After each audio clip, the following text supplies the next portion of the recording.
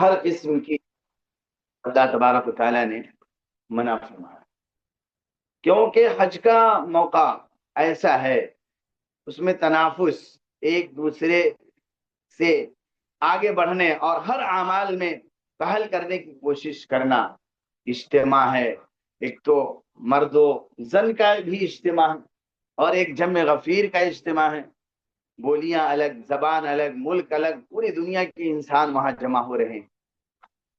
تو اللہ نے خاص طور سے ولا جدال فی الحج فرما دیا کہ وہاں لڑائی جھگڑا نہیں کرنا ہے، وہاں طواف کرنا ہے تو بالکل اس طرح طواف کرنا ہے کہ دل میں ذرہ برابر بھی خیال بھی، وہ ہمیں گمان میں بھی نہیں آئے کہ ہمارے ساتھ غیر محرم خاتون بھی طواف کر رہی، اس طرف نگاہ اٹھے، التفات ہو، اس طرح کی چیزیں نہ ہو، اور دیگر گناہ جو پہلے سے ہی حرام ہیں اس طرح کے بھی گناہ کی اجازت، اور اجازت کیا بلکہ اس کا دل میں شائبہ بھی نہ ہو۔ ولا جدال فی الحج وما تفعلوا من خیر یعلم وتزودوا فإن خیر الزاد التقوى واتقون یا اولی الالباب۔ اب ہم نے نیت کر لی، احرام باندھ لیا، سفر پہ نکل پڑے، تو اس میں اللہ نے فرمایا کہ جو بہترین توشہ ہے وہ تقوی اور پرہیزگاری کا ہے، یعنی اللہ کا ڈر، اللہ کا خوف۔ کس چیز کا ڈر؟ اللہ کے ناراضگی کا ڈر، کہ ہم اتنے بڑے سفر پہ جا رہے ہیں، ہمارے کسی عمل سے کہیں اللہ ہمارا ناراض نہ ہو جائے۔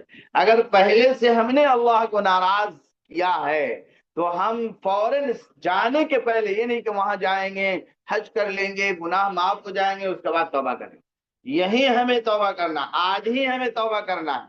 اب تو ہمارا سفر شروع ہونے والا ہے، تیاریاں مکمل ہو چکی ہیں، ساری چیزیں آپ کو مہیا کر دی گئی ہیں، ٹکٹ مل جائے گا، ویزا دے دیا جائے گا، سارے لوازمات سے آپ کو واقفیت کرا دی جائے گی، بس اب انتظار رہے گا اس تاریخ کا جس تاریخ کو آپ اپنے سر کی آنکھوں سے کعبہ کو دیکھیں، اور جو دعا اللہ سے مانگیں گے اللہ قبول کرے۔ تو ہمیں یہی توبہ کرنا ہے، اور خالص نیت میں حج کے جو ہے تمام اعمال کا دار و مدار نیتوں پر ہے، اخلاص ہونی چاہیے ہمارے اعمال، دکھاوا مقصود نہیں ہے، شہرت مقصود نہیں ہے کہ ہم حج کو جا رہے ہیں، اب جانے میں یہیں سے ایسی آہو بھگت، ایسا یہ کہ خود کو بھی کچھ انسان کے اندر عجب پیدا ہو جاتا ہے، انسان کے اندر اپنی بڑائی اور کبریائی آ جاتی ہے شیطان کی طرف سے۔ بلکہ ہم تو ایسا نکلیں کہ بس دیوانہ وار، ایسے دیوانے بن کر کے کہ ہم اس در پر جا رہے ہیں جہاں عاشقی کا، سمجھ لیجئے عاشقی کی انتہا ہے، وہ کہ ہم اپنا جان بھی لگا رہے ہیں، اپنا مال بھی لگا رہے ہیں، اپنا وقت بھی خرچ کر رہے ہیں، سب کچھ ہم نے قربان کر دیا۔ ان صلاتی و نسکی و محیای و مماتی للہ رب العالمین، ہماری نماز، ہماری عبادتیں، ہماری قربانیاں، ہمارا جینا مرنا سب اللہ کے لیے ہے۔ تو نیت خالص ہونی چاہیے۔ آپ جب تک اپنی نیتوں میں اخلاص پیدا نہ کریں گے کہ ارے ہم تو حج کو جا رہے ہیں، تو ایسا نہ ہو کہ ہمارا وقت، ہمارا پیسہ، ہماری محنتیں سب کیا ہو، بیکار ہو جائے، ہمارے اندر تبدیلی پیدا نہ ہو، آنے کے بعد ہماری زندگی اس طرح نہ ہو جس طرح پہلے تھی، بلکہ وضع خطا میں، بول چال میں، اخلاق میں، آپ کے چہرے مہرے سے، آپ کے لباس سے، ان چیزوں سے آپ کو دوسرے لوگ جو دیکھیں وہ کہیں کہ ہاں یہ حج کر کے آیا۔ یہ نہیں کہ رسید کٹوانے کی باری آئی تو خود کرے ارے حاجی لکھو میرے کے نام کے سامنے، حاجی کیوں لکھا؟ الحاج لکھو، ہم نے تو 2 حج کیا، 3 حج کیا، الف لام تاکید والا لگاؤ، الحاج لکھو۔ آنے کے بعد دکان حاجی فلاں، حاجی فلاں، کچھ نہیں ملے۔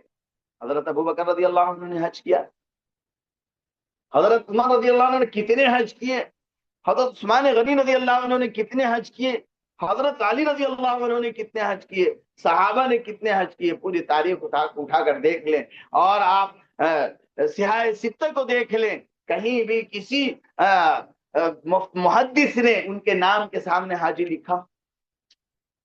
کسی نے لکھا ہو، کسی نے نہیں لکھا.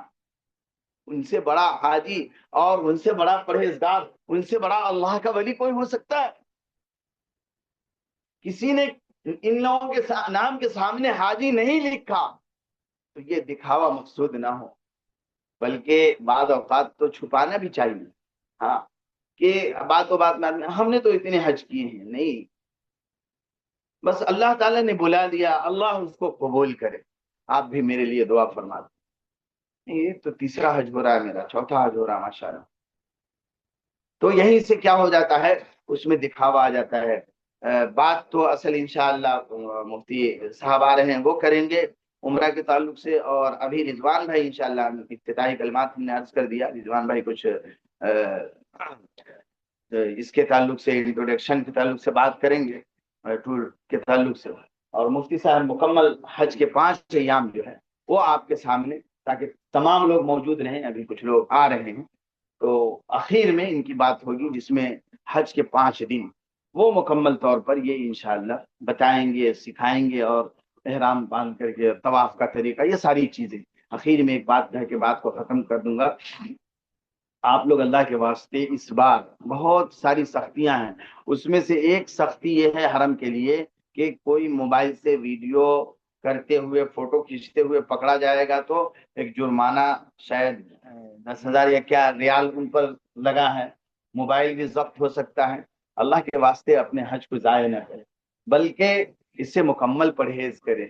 آپ گئے ہیں اپنا حج کرنے، آپ حج کریں. یہ موبائل سے کھینچنا، پورے لوگوں کو لائیو دکھانا، اس کی ضرورت نہیں ہے. ان کو دیکھنا ہے وہ خود لائیو دیکھ لیں گے، دنیا والے جن کو دیکھنا ہے. آپ حج کرنے گئے ہیں، مکمل اپنا پورا دھیان اپنے حج پر، اپنے طواف پر، اپنے اذکار پر، اپنی نماز پر، اپنے درود پر، حضور صلی اللہ علیہ وسلم کو سلام پیش کرنے پر، لوگوں کے سلام پہنچانے پر. وہاں جا کر کے اب ہاں دیکھیے یہ ویڈیو کر کے ہم دکھا رہے ہیں حضور کے روضے پہ ہم جا رہے ہیں. کیا حضور آپ کی سمجھ سے خوش ہوں گے؟ کبھی نہیں خوش ہوں گے. کیا آپ کے سلام کا جواب دیں گے؟ منہ پھیر لیں گے آپ سے. تو ہمیں اس سے بچنا ہے، پرہیز کرنا ہے. اللہ سے دعا ہے کہ اللہ تبارک و تعالی تمام لوگوں کے حج کو قبول فرمائے. آمین. وآخر دعوانا الحمد للہ رب العالمین.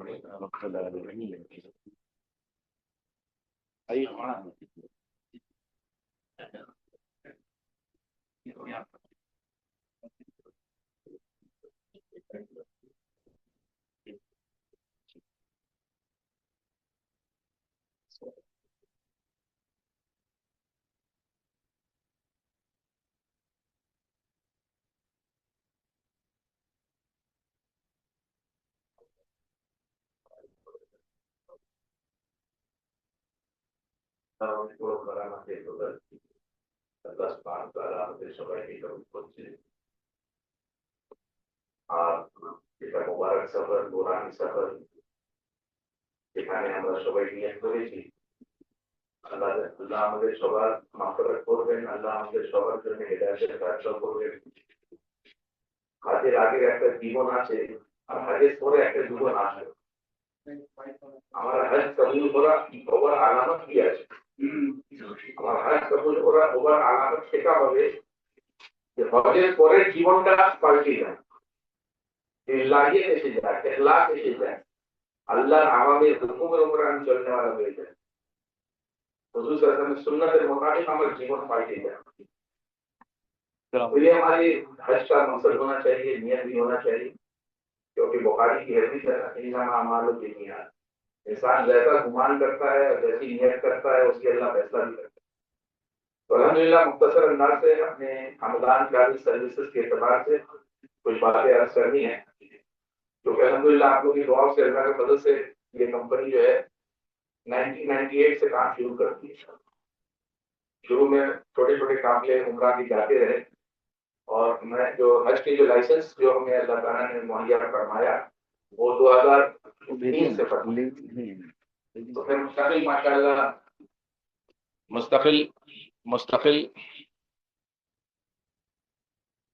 2026 तकरीबन 27 साल हज का काफिला, बस अल्लाह ताला कबूल करे और आगे हम लोगों को और भी अच्छे से इसको ऑर्गेनाइज करने की, खिदमत करने की तौफीक अता फरमाए। हालांकि ये कारोबार है لیکن اس کے ساتھ ساتھ جو ہے یہ خدمات بھی ہے تاکہ حجاج اکرام کو سہولتیں پہنچائی جائیں اور حج کے ارکان سنت کے مطابق سارے لوگ کر کے آئیں ان کی زندگی کے اندر. تو یہ ہماری ٹیم ہے، ہمدان کی ٹیم ہے یہ. اس میں شروع میں آپ مجھے دیکھ رہے ہیں رضوان، اس کے بعد ہمارے تنویر بھائی ہمارے آفس کے مینیجر ہیں، ماشاءاللہ کافی پرانے ہیں. شکیل بھائی بھی مینیجر ہے الحمدللہ.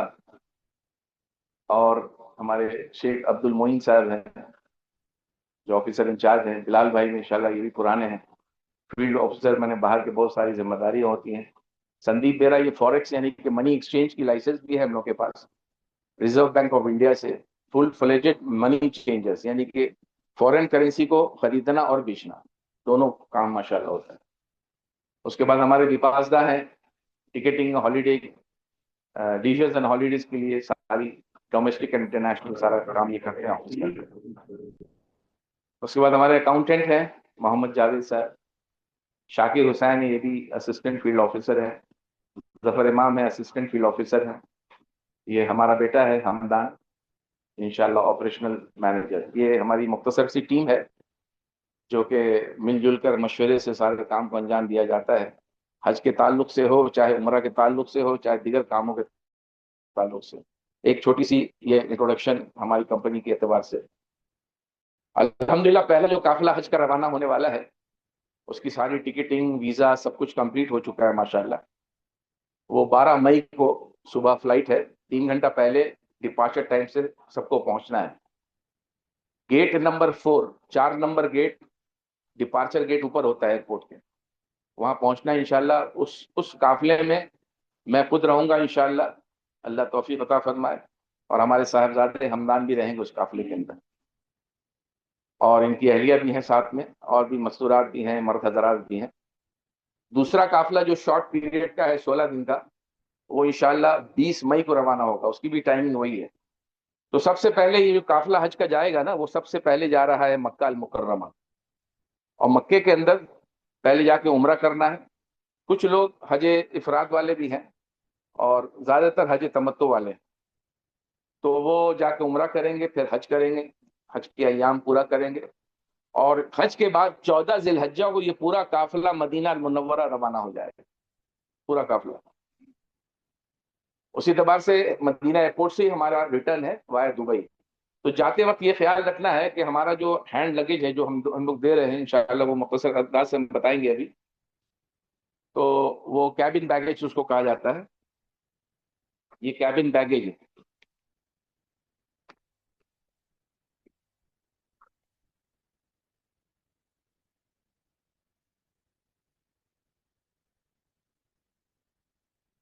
تو ہمیں اپنے احرام کو مرد حضرات جو چادر لے جائیں گے وہ اس میں رکھیں، ہینڈ بیگیج میں رکھیں. اور جو ہمارا کوشش یہ کرنا ہے کہ ہلکا سے ہلکا وزن لیں لگیج، کیونکہ ایسے تو 30 کلو الاؤڈ ہے چیکنگ بیگیج میں، اور 7 کلو ہاتھ میں الاؤڈ ہے. تو کیا ہے کہ ہم جب دبئی پہنچیں گے نا تو وہاں گیٹ چینج ہوگا، جہاں گیٹ چینج ہوگا وہاں پہ ہم لوگ حمام بھی ہے، ٹوائلٹ بھی ہے، لیڈیز کا الگ ہے، جینٹس کا الگ ہے، نماز کے کمرے بھی ہیں موجود ہیں. تو اس اعتبار سے انشاءاللہ ہم وہاں جا کر عمرہ کی نیت سے احرام باندھیں گے انشاءاللہ.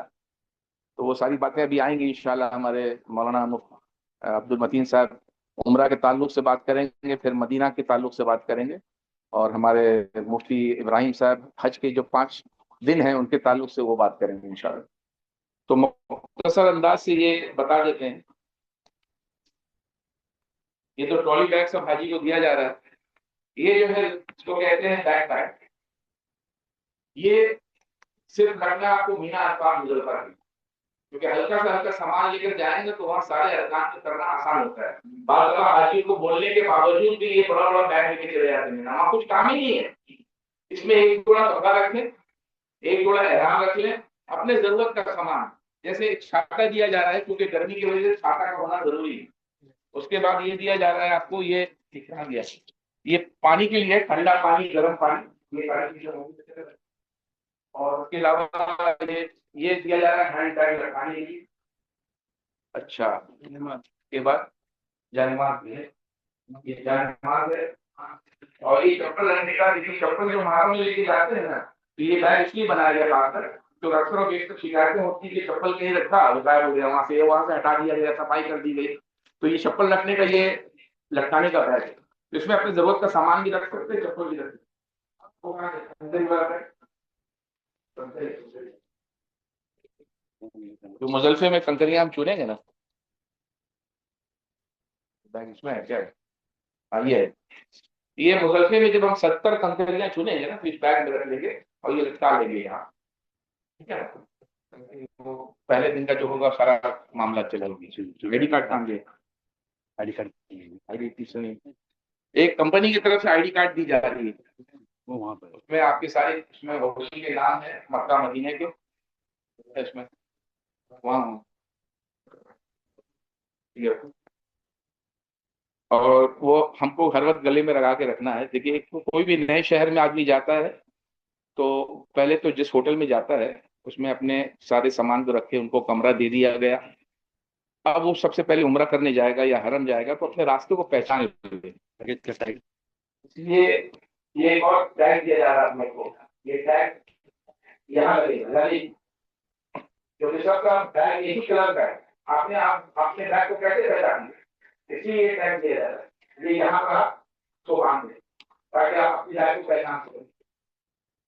آئی ڈی کارڈ بہت ضروری ہے، ہوٹل کا کارڈ بھی ساتھ کر کے نیچے ریسپشن میں کیا جائے گا آپ کو، یہ آئی ڈی کارڈ ہے، اس کے پیچھے ہوٹل کی سارے ڈیٹیلس دیے ہوئے ہیں، سامنے آپ کی ساری ڈیٹیلس دیے ہوئے ہیں، یہاں گاڑی کو ہوٹل لٹکانا ہے، وہاں جا کر کے ایک نسخ کارڈ ملے گا اور مینا والا پاک کا ایک کارڈ ملے گا، وہ وہاں جا کے اشارہ ملے گا۔ تو یہ مختصر انداز سے یہ سارے سامان مل رہے ہیں۔ مسواک کا عادی بنایا اپنے آپ سے، ہم لوگ جو ہے جو بھی لے کے جاتے ہیں صفائی کرنے کے لیے مسواک کی ایک خالی دیا جاتا ہے، وہاں بھی مسواک ملتا ہے، مسواک کے ساتھ جو عمل ہوگا 70 درجہ اس کا قیمت پڑ جائے گا۔ نماز اگر آپ قائم کریں گے اور مسواک کے ساتھ وضو کریں گے تو 70 ٹائمس نماز کی قیمت پڑ جائے گا۔ تو مسواک کا صرف رمضان میں نہیں بلکہ ہماری زندگی کا ساتھی بن جائے۔ اس کے بعد یہ سیکھنے سکھانے کی کتابیں اردو میں بھی دیا گیا ہے انشاءاللہ۔ اس کے علاوہ یہ نان سینٹرڈ اسکوپ ہے، احرام کی حالت میں آپ کو کوئی کو نہیں لگانا ہے، تو اس کے لیے اتنا ضرورت سے بارے میں بس یہ تقریباً ہے بات، ٹھیک ہے نا؟ تو الحمدللہ اس میں ہمارے بتا دیا گیا سفر کے تعلق سے ایسا ہے کہ اپنے سامان کا اور اپنے ایمان کا ہمیں خود حفاظت کرنا، ہر آدمی اپنی خدمت خود کرنے کی کوشش ہے، ایک تو اپنی خدمت کرنی ہے، اپنے ساتھیوں کے لیے خدمت کرنی ہے، اس کے علاوہ بہت سارے ایسے بیچارے معذور ہیں یا دقت ہوئی ہے تو وہاں بھی ہم خدمت کا جذبہ پیدا کریں گے، خدمت سے اللہ ملے گا، خدمت سے خدا ملے گا اور عبادت سے جنت ملے گی۔ کیا چاہیے آپ کو؟ اللہ چاہیے کہ جنت چاہیے؟ جب اللہ ہی ملے گا تو ساری چیزیں ملے گا، تو ہمارے اندر یہ جذبہ ہونا چاہیے۔ کوئی آپ کا حکم ہو گیا جیسے ابھی ہمارے بتایا موبائل کے استعمال کے قرار سے ہمارے امام کا جو بتایا بہت اہم بات ہے، کیونکہ اس سال سے عرب کے اندر جو بھی ویڈیو بنائے گا پکچر دے گا اس کے اوپر 10,000 یا 25,000 ریال کا جرمانہ بھی ہے، اس لیے کیونکہ اللہ کو راضی کرنے تو اللہ کو ناراض کرنے کوئی فائدہ نہیں، ہر کام اللہ کی رضا کے لیے ہو، تو اللہ سبحانہ و تعالیٰ ہم لوگوں کو اس کی توفیق عطا کرنا۔ یہ تو سفر کے تعلق سے میں نے مختصر انداز بتا دیا، اور کیا بتانا تھا؟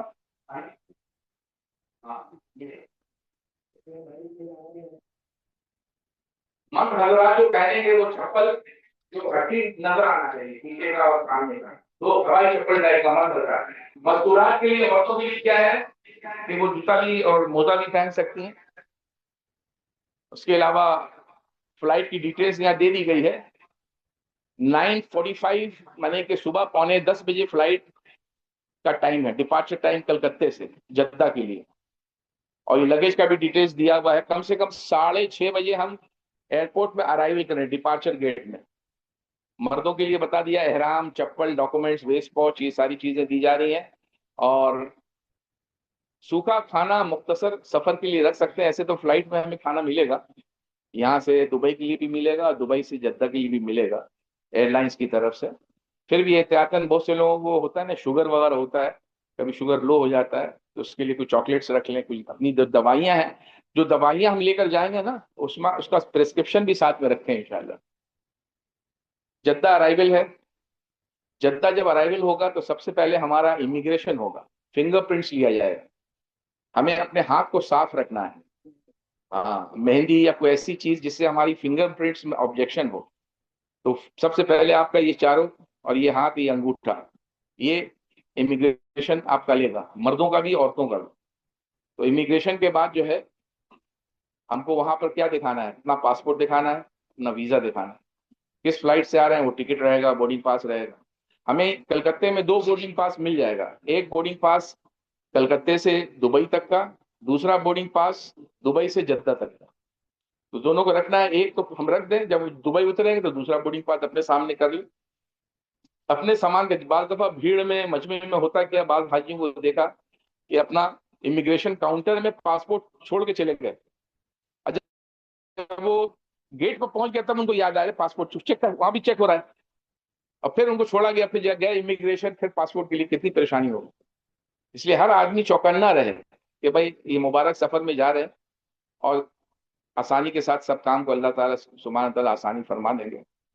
تو سفر کے دوران جب ہم امیگریشن کرنے کے بعد پھر ہمارا لگیج جو بیلٹ ہے وہ بیلٹ نمبر اناؤنس کر دیا جاتا ہے ایئرپورٹ میں، اس بیلٹ سے اپنا اپنا بیگ، جو کہ اس میں مارکنگ کیا ہوا ہے، سب کا نام فوٹو دیا ہوا ہے، اپنا بیگ وغیرہ لے لیں۔ اس کے بعد ہمارا بس کا ارینجمنٹ ہے، جو مولم کی طرف سے بس جدہ ایئرپورٹ آ جائے گی، اسی بس میں ہم سبوں کو ایک ساتھ بیٹھ جانا ہے۔ ایک حاجی دوسرے حاجی کا بھی خیال رکھے، جیسے پہلا قافلہ ہمارا جو جا رہا ہے وہ 41 حاجیوں کا ہے، دوسرا قافلہ جو ہے وہ 47 حاجی کا ہے 30 مئی کو۔ تو یہ سارا قافلہ، چونکہ یہ اجتماعی عمل ہے، سفر ایک دوسرے کا خیال رکھنا کہ بھائی اگر کوئی چھوٹ گیا پیچھے امیگریشن میں، اگر لیٹ بھی ہو گیا، گھبرانے کی بات نہیں ہے، بھیڑ ہوتا ہے، مجمع ہوتا ہے، وہ سارے لوگ امیگریشن کرنے کے بعد جو بیلٹ نمبر بتایا جاتا ہے، جیسے سمجھیے 10 نمبر بیلٹ نمبر بتایا گیا، وہاں سے ہمیں لگیج اٹھانا ہے، تو سارے حاجی مرد عورت سارے لوگ بیلٹ نمبر کے پاس پہنچ جائیں، وہ سارے کے سارے حاجی بیلٹ نمبر کے پاس ملیں گے، اپنا اپنا سامان لے کر کھڑے رہے۔ پھر یہ قافلہ سب دیکھ لیا میں نے کہ ہاں بھائی 41 حاجی آ گئے، اب ہم لوگ سب ایک ساتھ موو کریں گے، کیونکہ تلبیہ ہر جگہ پڑھتے رہنا ہے، لبیک اللہم لبیک، ایک دوسرے کا خیال بھی رکھنا ہے، اپنا آئی ڈی کارڈ بھی ہے، سارا ڈاکومنٹ بھی اپنے پاس پاؤچ بیگ میں رہے گا، جو پاؤچ بیگ دیا جا رہا ہے اس میں اپنا رکھنا ہے حفاظت سے۔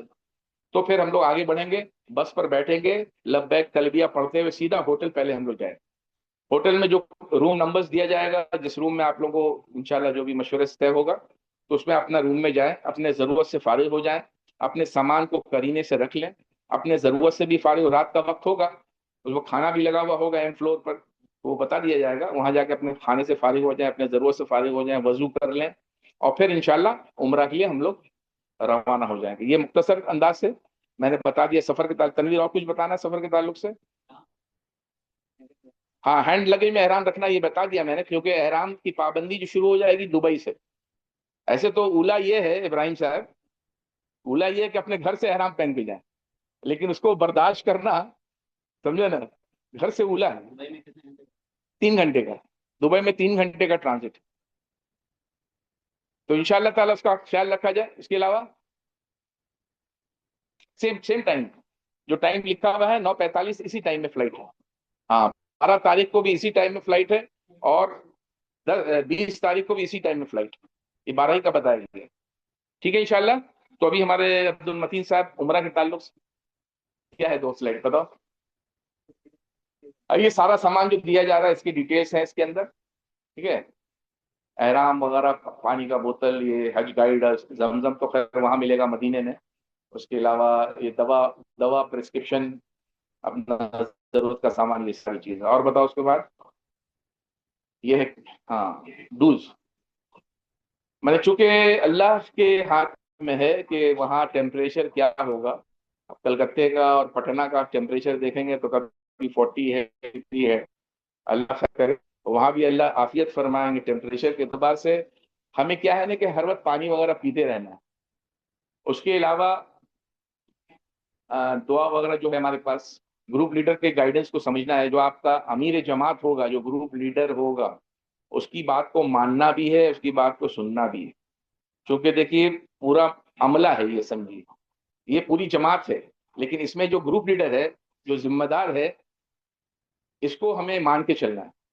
ہر آدمی اگر بولے، 40 آدمی بولے، اپنی اپنی رائے پیش کرے کہ نہ ادھر چلنا، کوئی بولے گا ادھر چلنا، کوئی بولے گا گاڑی میں بیٹھنا، کوئی بولے گا بس میں بیٹھنا، نہیں، خاموش اللہ کے ذکر کے ساتھ تلبیہ پڑھتے ہوئے چلیں. گروپ لیڈر جو رہبر ہوگا وہ جہاں بیٹھنے بولے گا، جس گاڑی پر، اس پر سوار ہونا، تو اس کی بات کو مان کے چلنا انشاءاللہ تعالی. اور فٹنس تو ابھی سے صبح شام واک کیجیے آپ لوگ. ماشاء اللہ بہت سارے حاجی کی کارگزاری آئی، وہ لوگ چل رہے ہیں صبح شام فجر کی نماز کے بعد بھی، ایسے بھی چلنے کا اہتمام کر رہے ہیں ماشاء اللہ. کیونکہ وہاں مینا میں خاص کر، حالانکہ ہمارا خیمہ قریب ہے بہت، تقریباً سمجھے 1.5 کلومیٹر کے اندر خیمہ ہے، لیکن پھر بھی اپنا احتیاط کرنا ہے، اپنے آپ کو فٹ رکھنا ہے انشاءاللہ تعالی. آئی ڈی کارڈ پہننا ہے، اور بھیڑ بھاڑ جہاں وہ صبر سے کام لینا. ان اللہ مع الصابرین، گروپ کے ساتھ رہنا ہے، دوسروں کو مدد کرنا ہے، اور دعائیں کرتے رہنا، چونکہ اس راستے میں دعائیں ہر جگہ قبول ہوتی رہے گی. ڈونٹ میں کیا ہے بھائی، احرام کی حالت میں کعبوں کو نہ چھوئے، کیونکہ خوشبو وغیرہ لگا ہوتا ہے نا اس کے اندر. دوسری چیز ہے کہ ویڈیو ریکارڈنگ یا فوٹو وغیرہ حرم کے اندر نہ کھینچیں آپ لوگ، یہ بہت ممانعت ہے اور ہونا بھی چاہیے. اور جیسے بعض دفعہ ٹوتھ پیسٹ یوز کرتے ہیں نا، اس میں خوشبو ہوتی ہے، شیمپو اس کو خوشبو ہوتی ہے، اس کو پرہیز کریں. احرام کی حالت میں یہ ساری چیزیں بھی بتائی جائیں گی. اور سینٹڈ پروڈکٹس ہے، اوائڈ آئیڈل ٹاک، دنیاوی باتیں کم کریں، زیادہ تر دین کی باتیں، یعنی کہ قرآن کی تلاوت، ذکر، اذکار میں لگے رہے انشاءاللہ. یہ بہت قیمتی وقت ہے، ہر عمل کا اجر مکہ مدینے میں بڑھا دیا جاتا ہے. اور اپنے وقت کو جو ہے اعمال میں لگائیں، چونکہ یہ عمل کا زمانہ ہے انشاءاللہ. اور کیا ہے، یہ جو ہے نسک ایپ اپنے اپنے لوڈ کر لینا ہے اپنے موبائل میں. آج کل تو ہر کے پاس اسمارٹ موبائل ہو گیا ہے. حج سویدھا ایک ایپ ہوتا ہے، اس کو بھی اپنے اس میں نوٹ کر لینا ہے. ٹھیک ہے، چلیے. ابھی حج کی، اس کے عمرہ کے تعلق سے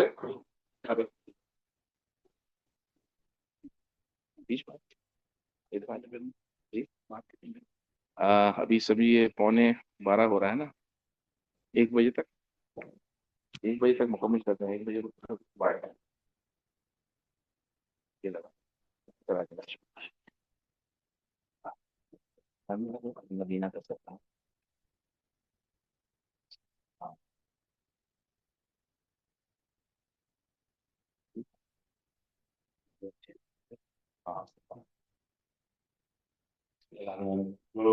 جو مجبورہ رائی ہیں طرح پردے کا اہتمام کریں، کیونکہ نام کی خبر نہیں آ رہی ہے، تو یہ اپنے خود حفاظت کریں گے. لوگ کیا کرنا مجھے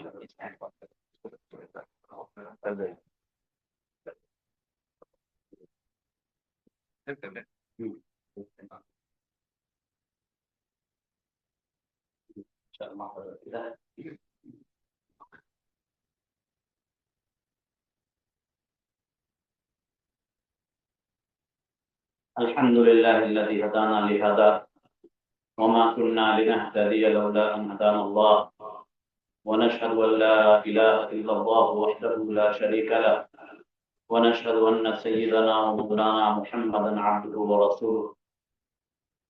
قال الله تبارك وتعالى وأتموا الحج والعمرة لله. وقال النبي صلى الله عليه وسلم العمرة إلى العمرة كفارة لما بينهما والحج المبرور ليس له جزاء إلا الجنة، أو كما قال عليه الصلاة والتسليم. أما بعد، ابھی حج و عمرہ کے تعلق سے بات ہونے جا رہی ہے، اور اس سفر کا سب سے اہم ذکر اور اس سفر پہ جانے والوں کا سب سے بہترین ترانہ تلبیہ ہے، لہذا مشق کے طور پر اس کو بھی ایک مرتبہ دوہرا لیا جائے. تمام حضرات، خواتین بغیر آواز کے، مرد حضرات تھوڑی ہلکی آواز کے ساتھ پڑھیں. لبیک اللہم لبیک، لبیک اللہم لبیک، لبیک لا شریک لک لبیک، لبیک لا شریک لک لبیک، ان الحمد ان الحمد والنعمت والنعمت لک والملک لک والملک لا شریک لک لا شریک لک لبيك اللهم لبيك لبيك اللهم لبيك لبيك لا شريك لك لبيك لبيك لا شريك لك لبيك إن الحمد إن الحمد والنعمة والنعمة لك والملك لك والملك لا شريك لك لا شريك لك لبيك اللهم لبيك لبيك اللهم لبيك لبيك لا شريك لك لبيك لبيك لا شريك لك لبيك إن الحمد إن الحمد والنعمة والنعمة لك والملك لك والملك لا شریک لک. لا شريك لك. اللہ تعالیٰ ہماری اس تربیت کو قبول فرمائے. آمین. اللہ تعالیٰ کی تعریف کے بعد آپ سب کو ایک خوشخبری دی جا رہی ہے. بہت ممکن ہے کہ آپ میں سے بعض خاندان کے ساتھ ریپیٹر بھی ہوں، لیکن کافی لوگ فریشر ہوں گے، پہلی مرتبہ جا رہے ہوں گے.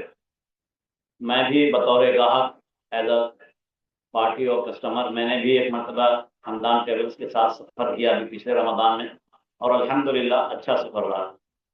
اللہ سب کے سفر کو بھی قبول فرمائے، آسان فرمائے اور مکمل بھی کرائے. یوسف کا سہولت کا معاملہ ہو، اللہ ہر پریشانی سے بچائے. اس کے لیے شروع میں جو ہدایات دی گئی، جو رولز بتائے گئے، جو انسٹرکشن پیش کی گئی، ان کا خیال رکھنا ہے اور اللہ سے مدد بھی مانگنی ہے. لیکن یہ اب تک جو بات ہوئی، یہ جو باتیں ہو رہی تھیں، یہ اسباب کے لائن کی باتیں تھیں. ہمیں اصل جو فکر کرنی ہے وہ اعمال کے لائن کی فکر کرنی ہے. اعمال کے لائن کی جو بات ہے وہ اللہ اس کے رسول کی بات ہے، وہ کتاب و سنت کی بات ہے، وہ قرآن و حدیث کی بات ہے. وہ تبدیلی نہیں ہوگی. لن تجد لسنت اللہ تبدیلا.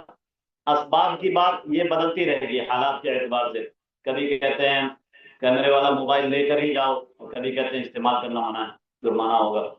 تو یہ لوگوں کے بنائے ہوئے نظام میں تبدیلی ہوتی رہتی ہے، چینجنگ آتی رہتی ہے. اصل یہ ہے کہ اللہ اس کے رسول نے کیا بتایا ہے، اور ہم جو یہ سفر پہ جا رہے ہیں، ہم سیاحت کے لیے نہیں جا رہے ہیں، ہم ٹورسٹ نہیں ہیں، ہم عبادت کے لیے جا رہے ہیں. تو یہ عبادت کا سفر کہیں سیاحت کا سفر نہ ہو جائے، ہم سیاحت صرف نہ رہ جائیں، بلکہ واقعی اللہ کے گھر کے مہمان ہوں. اللہ حاجی اور عمرہ کرنے والا، الحاج والمعتمر، ان کے بارے میں بتایا گیا کہ یہ اللہ کے وفد ہے. گویا کہ اللہ کے ہاں یہ ڈیلیگیٹ جا رہا ہے. ظاہر پر ہر آدمی حج میں نہیں جاتا ہے. تو جن علاقوں سے جن لوگوں کو اللہ تعالیٰ نے خوش قسمتی سے قبول کیا ہے، جو بھی مرد و مستورات سفر پہ ہیں، یہ اپنے اپنے علاقے کے لوگوں کے لیے یہ ترجمان ہیں، یہ اپنے اپنے علاقوں کے اعتبار سے یہ اللہ کے ہاں قاصد ہیں. تو یہ سمجھ کے جائیں کہ ہم ایک بڑے دربار میں، بہت بڑے مجمع کی طرف سے، بہت بڑی عوام کی طرف سے ہم نمائندے بن کے جا رہے ہیں.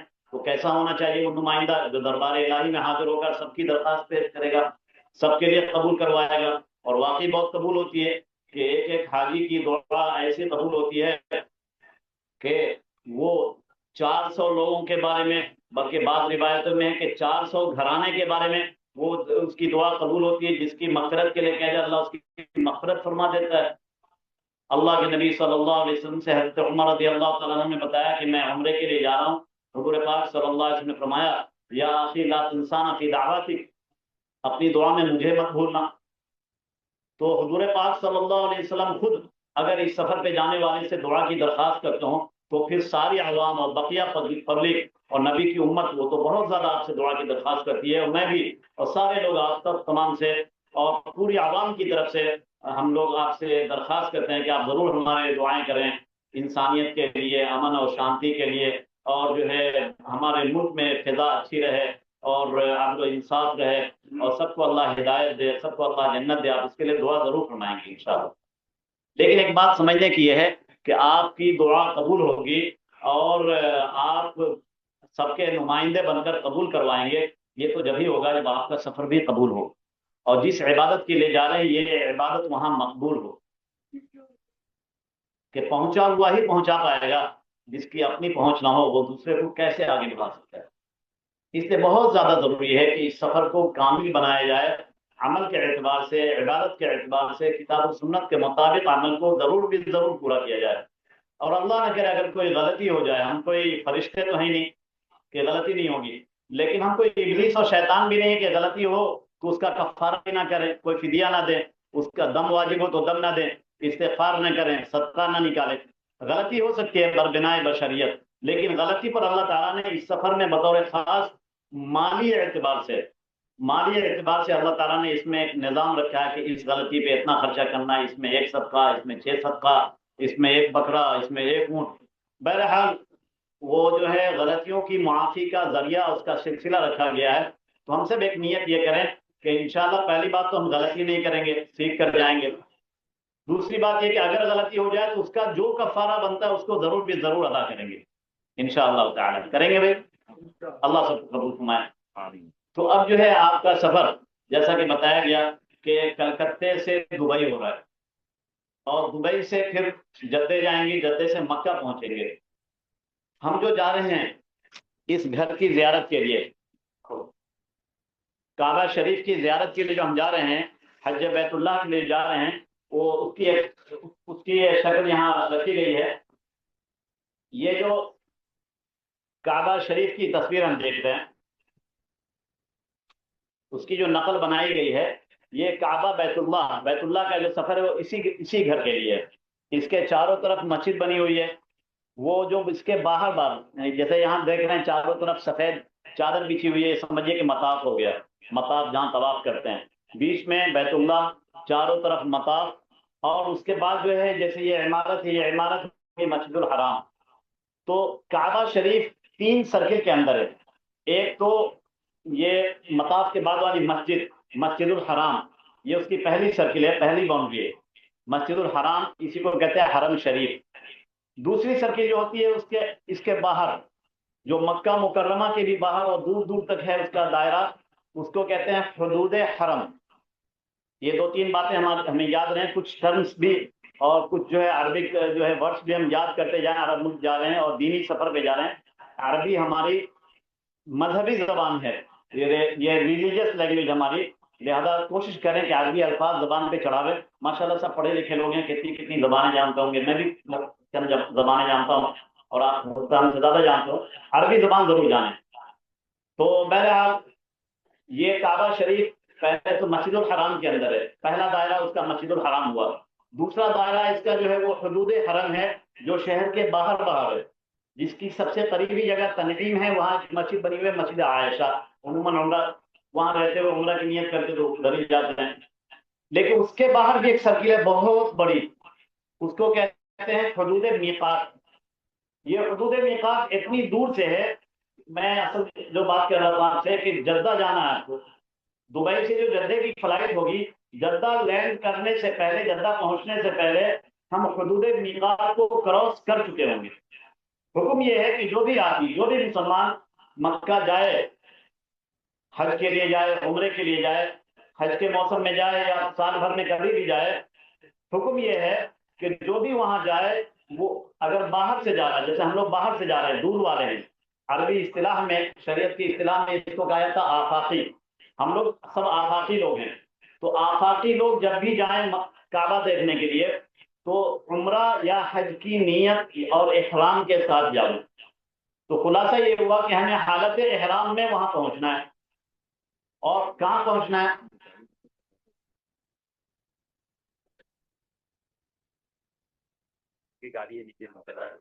ایک لال کلر کی گاڑی ہے، اس کا نمبر ہے 0233. وہ گیٹ کے سامنے ہو گیا تو پیچھے پڑنا ہے، تو لے کر آئیں.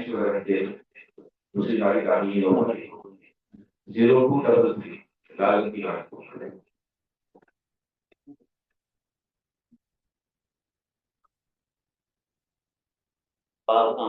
مقصد تو دبئی سے جو فلائٹ ہوگی، 2 فلائٹ بتائی گئی الگ الگ ڈیٹ کی، 12 اور 20. دونوں ہی فلائٹ ماشاءاللہ آپ کی وایا دبئی ہو رہی ہے، اور دبئی میں 3 گھنٹے کا جو ہے آپ کو ٹرانزٹ کا ٹائم مل رہا ہے.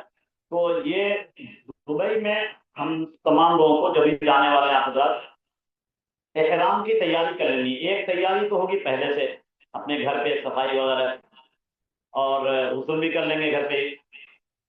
اور یہاں سے اپنے اگر سلے ہوئے کپڑے میں گئے تو کوئی حرج نہیں ہے. پہلے بتایا گیا کہ بہتر ہے کہ گھر سے ہی احرام پہن کے جائیں. اگر احرام پہلے سے پہن کے جاتے ہیں تو زیادہ اچھی بات ہے. اس میں سہولت ہوتی ہے کہ اپنے احرام کے وقت کی جو چیزیں ہیں، مثلاً 2 چادر، ایک بیلٹ اور وہ بغیر فیتے والی چپل جس کا اوپری حصہ ڈھکا ہوا نہ رہے، پاؤں کی ابھری ہوئی رہتی کھلی ہوئی رہے، تو یہ چیزیں جو ہے آسانی سے گھر میں اپنے بچے بچے سب ساتھ ہیں، گھر کے لوگ ہیں تو وہ سب مہیا کر دیتے ہیں. ورنہ کبھی کبھی ایسا ہوتا ہے پیکنگ غلط ہو جاتی ہے، آپ کے پاس سامان ہے لیکن نہ آپ نے سامان بڑے بیگ میں اپنے، میں ایک مرتبہ میں گیا تھا دوسرے کے ایک مرتبہ نظام بھائی کے ساتھ جانا ہوا خاندان کے اس کے ذریعے، ایک مرتبہ اور دوسرے کے ذریعے جانا ہوا تو دبئی ایئرپورٹ پہ ایک صاحب جوتے میں تھے حالت حرام میں، ان کو جب بتایا گیا تو بیچارے پریشان ہوئے، مسئلہ شاید معلوم نہیں تھا، حالانکہ کئی مرتبہ کر چکے اسی شہر کے ہیں. تو پھر انہوں نے کہا کہ آپ دلوائیے کہ نہیں سے آپ نے مسئلہ بتایا. تو اب ایئرپورٹ میں جتنی بھی دکانیں ہیں وہ ہوائی چپل تو نہیں بیچتے ہیں، بہت اونچے برانڈ کی چیزیں ہوتی ہیں، ہر طرح کی چیز ملتی ہے، کام کی چیز اور تحفے کی چیز، گفٹ کی چیز ملتی ہے، لیکن فیتے والی چپل جس کو بہت سے لوگ باتھ روم کی چپل کہتے ہیں وہ چپل تو ایئرپورٹ پہ نہیں مل سکتی ہے. نتیجہ یہ رہا کہ بیچارے پریشان ہوئے، بہت پریشان ہوئے، لیکن دیندار آدمی تھے، انہوں نے کہا نہیں میں حکم کے خلاف نہیں کروں گا، شریعت کے خلاف نہیں کروں گا. وہاں سے وہ ننگے پاؤں ہی مکے تک گئے. دبئی ایئرپورٹ سے کلکتے کے ایک بڑے تاجر ماشاء اللہ ان کی بڑی تجارت ہے، لیکن وہ دبئی ایئرپورٹ سے لے کر اور مکے تک میرے سامنے کی بات ہے کہ وہ ننگے ہی پاؤں انہوں نے سفر کیا، اسی حال میں فلائٹ پہ چڑھے. تو یہ اس وجہ سے ہوا کہ انہوں نے پیکنگ پہلے کر لی تھی اور احرام دبئی میں پہنا اور اس میں جو ہے ان کے پاس ہوائی چپل ساتھ میں نہیں تھی، ہینڈ بیگ میں نہیں تھی.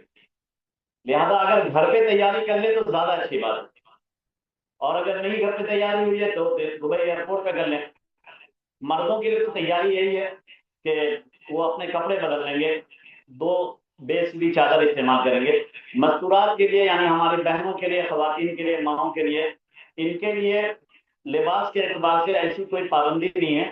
ان کا جو شرافت والا، عزت والا، پردے والا، حیا والا جو لباس ہے ڈھیلا ڈھالا جس سے پتہ نہ چلے کہ یہ کون ہے، بالکل بوڑھی بچی ایک جیسی لگے، ڈھیلا ڈھالا لباس سہولت والا، پردے والا وہی پہنیں گی. البتہ ایک فرق ہے کہ حالت احرام میں مستورات کو اپنا چہرہ ڈھکنا تو ہے.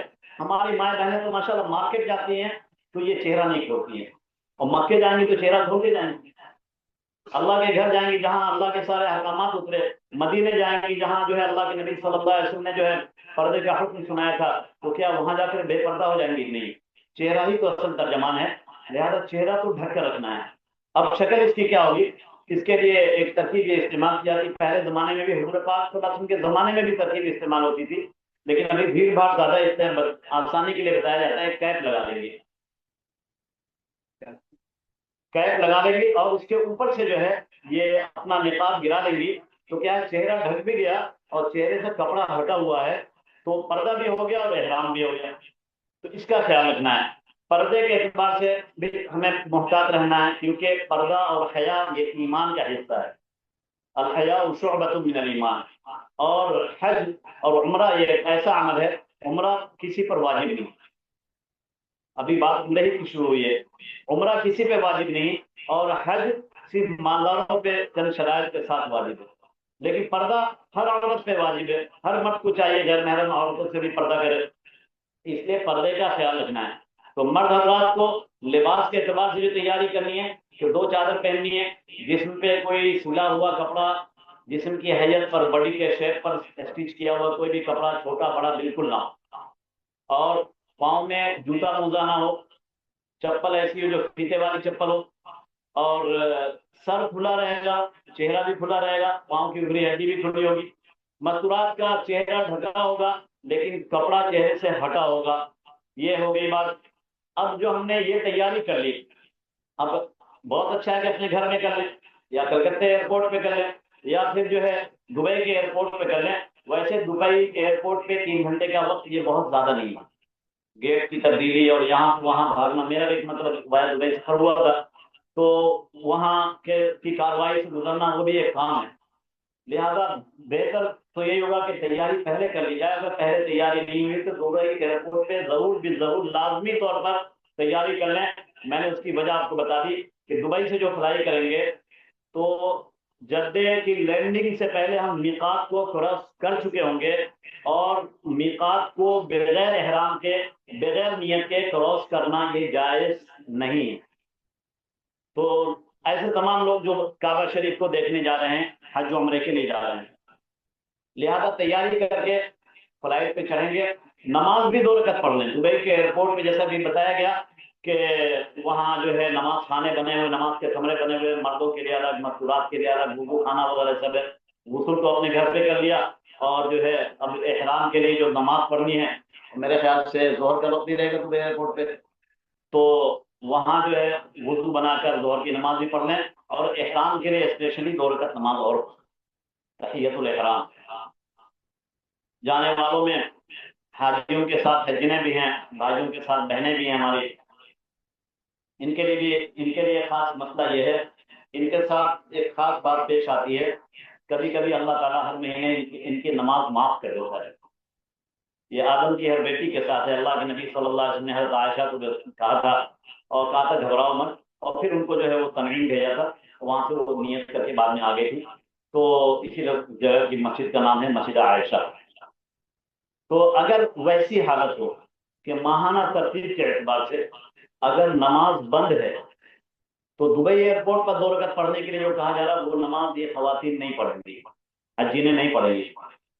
لیکن نماز بند ہونے کا مطلب یہ نہیں کہ احرام بھی بند رہے گا، نہیں، احرام شروع ہو جائے گا، عمرہ شروع ہو جائے گا۔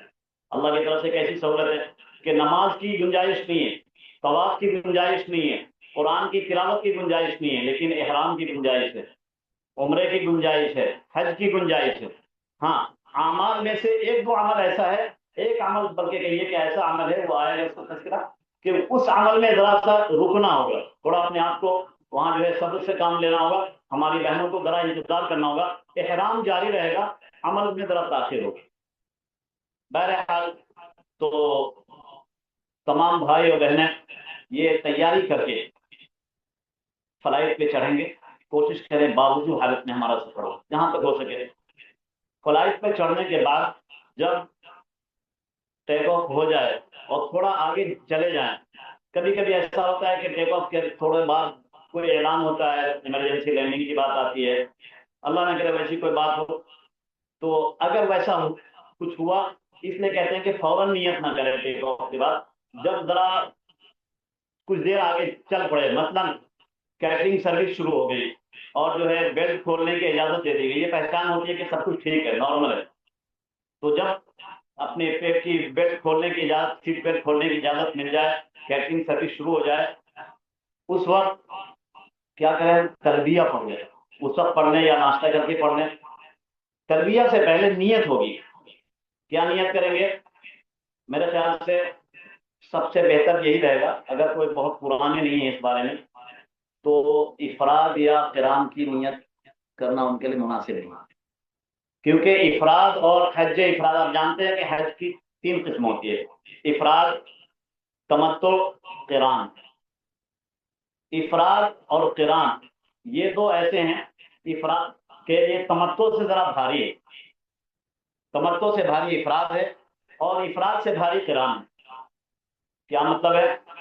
اگر تمتع کر رہے ہیں تو عمرے کی نیت کریں گے، وہاں پہنچ کر پہلے دن میں انشاءاللہ عمرہ ہو جائے گا۔ میں جب گیا تھا، میں پیچھے سے گیا تھا، رضوان بھائی نے مجھے ریسیو کیا، ہوٹل میں لے گئے اور تراویح سے فارغ ہو کر آئے تھے ماشاءاللہ۔ جب سحری کا وقت ہوا، پھر ان سے دوبارہ ملاقات ہوئی تو میں عمرے سے فارغ ہو چکا تھا۔ کہنا یہ ہے کہ عمرہ میں بہت تھوڑا وقت لگتا ہے، اور اس کے بعد آدمی، میں نے سحری سے پہلے وہ حلق بھی کرا لیا تھا، عمرہ کا کام بالکل مکمل ہو چکا تھا، احرام کی پابندیاں ختم ہو چکی تھی۔ عمرہ جو ہے چند گھنٹے کا کام ہوتا ہے، اور اس کے بعد آدمی احرام کی پابندیوں سے آزاد ہو جاتا ہے۔ لیکن اگر افراد کی نیت کیے تو وہاں پہنچ کر ایک تو عمرہ نہیں کر سکتے ہیں حج سے پہلے، دوسرے جب تک حج نہ ہو جائے تب تک احرام کی ساری پابندیاں کنٹینیو کریں گی۔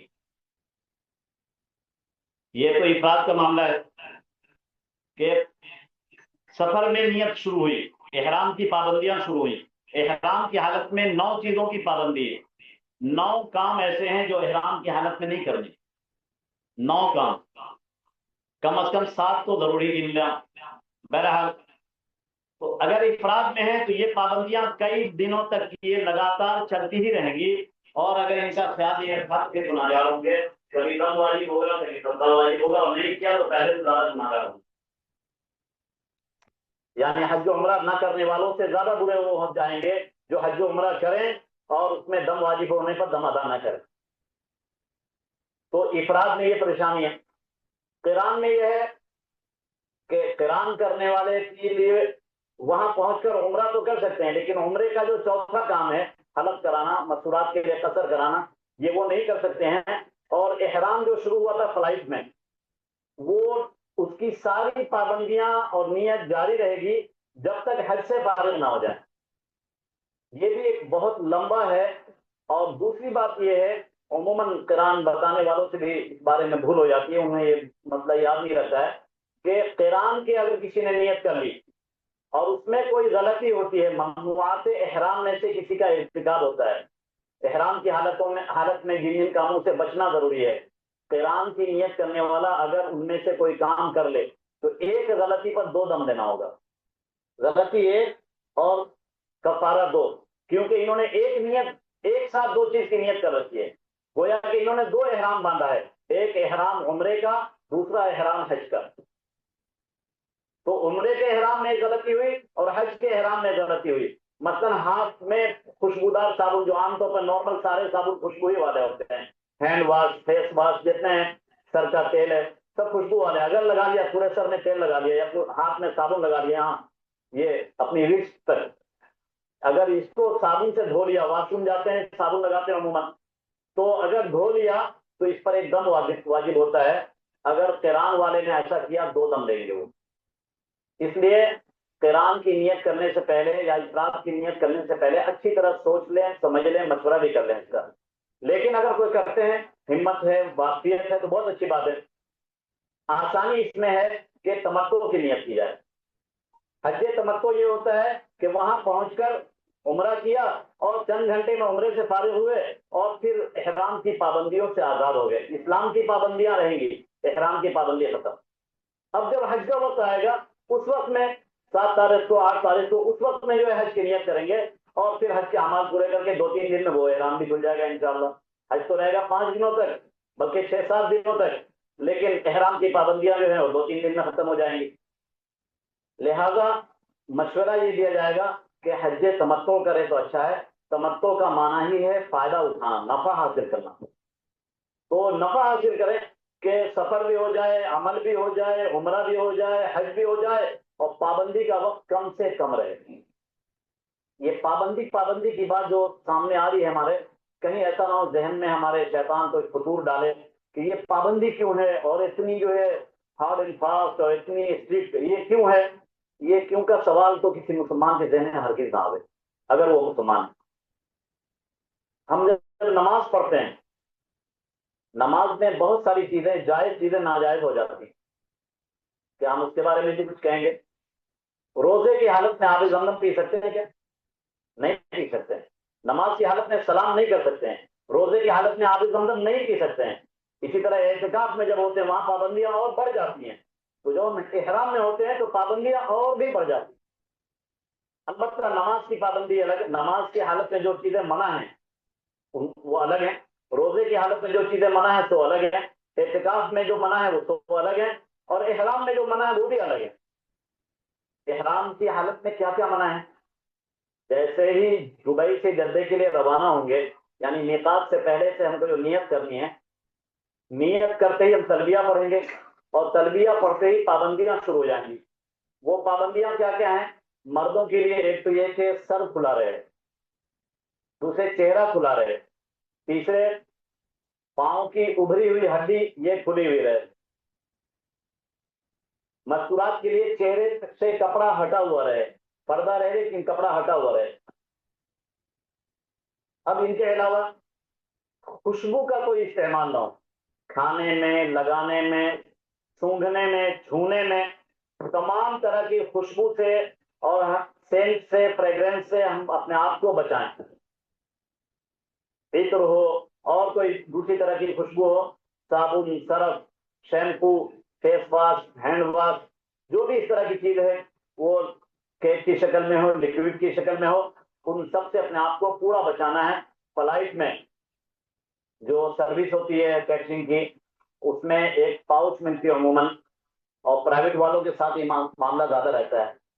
کہ ایک پاؤچ ملتی ہے ویٹ ٹیشو کی وائپ کرنے کے لیے، اس میں خوشبو رہتی ہے، اس کو جہاں کھولا ہاتھ میں خوشبو لگے گی، اور اگر اس سے چہرے کو فیس کو اگر وائپ کیا تو سمجھیے ایک دم واجب ہو جائے گا، کران والوں پر 2 دم واجب ہوگا۔ اس لیے کوئی پیکٹ بنا دیکھے بنا سمجھے نہ کھولے۔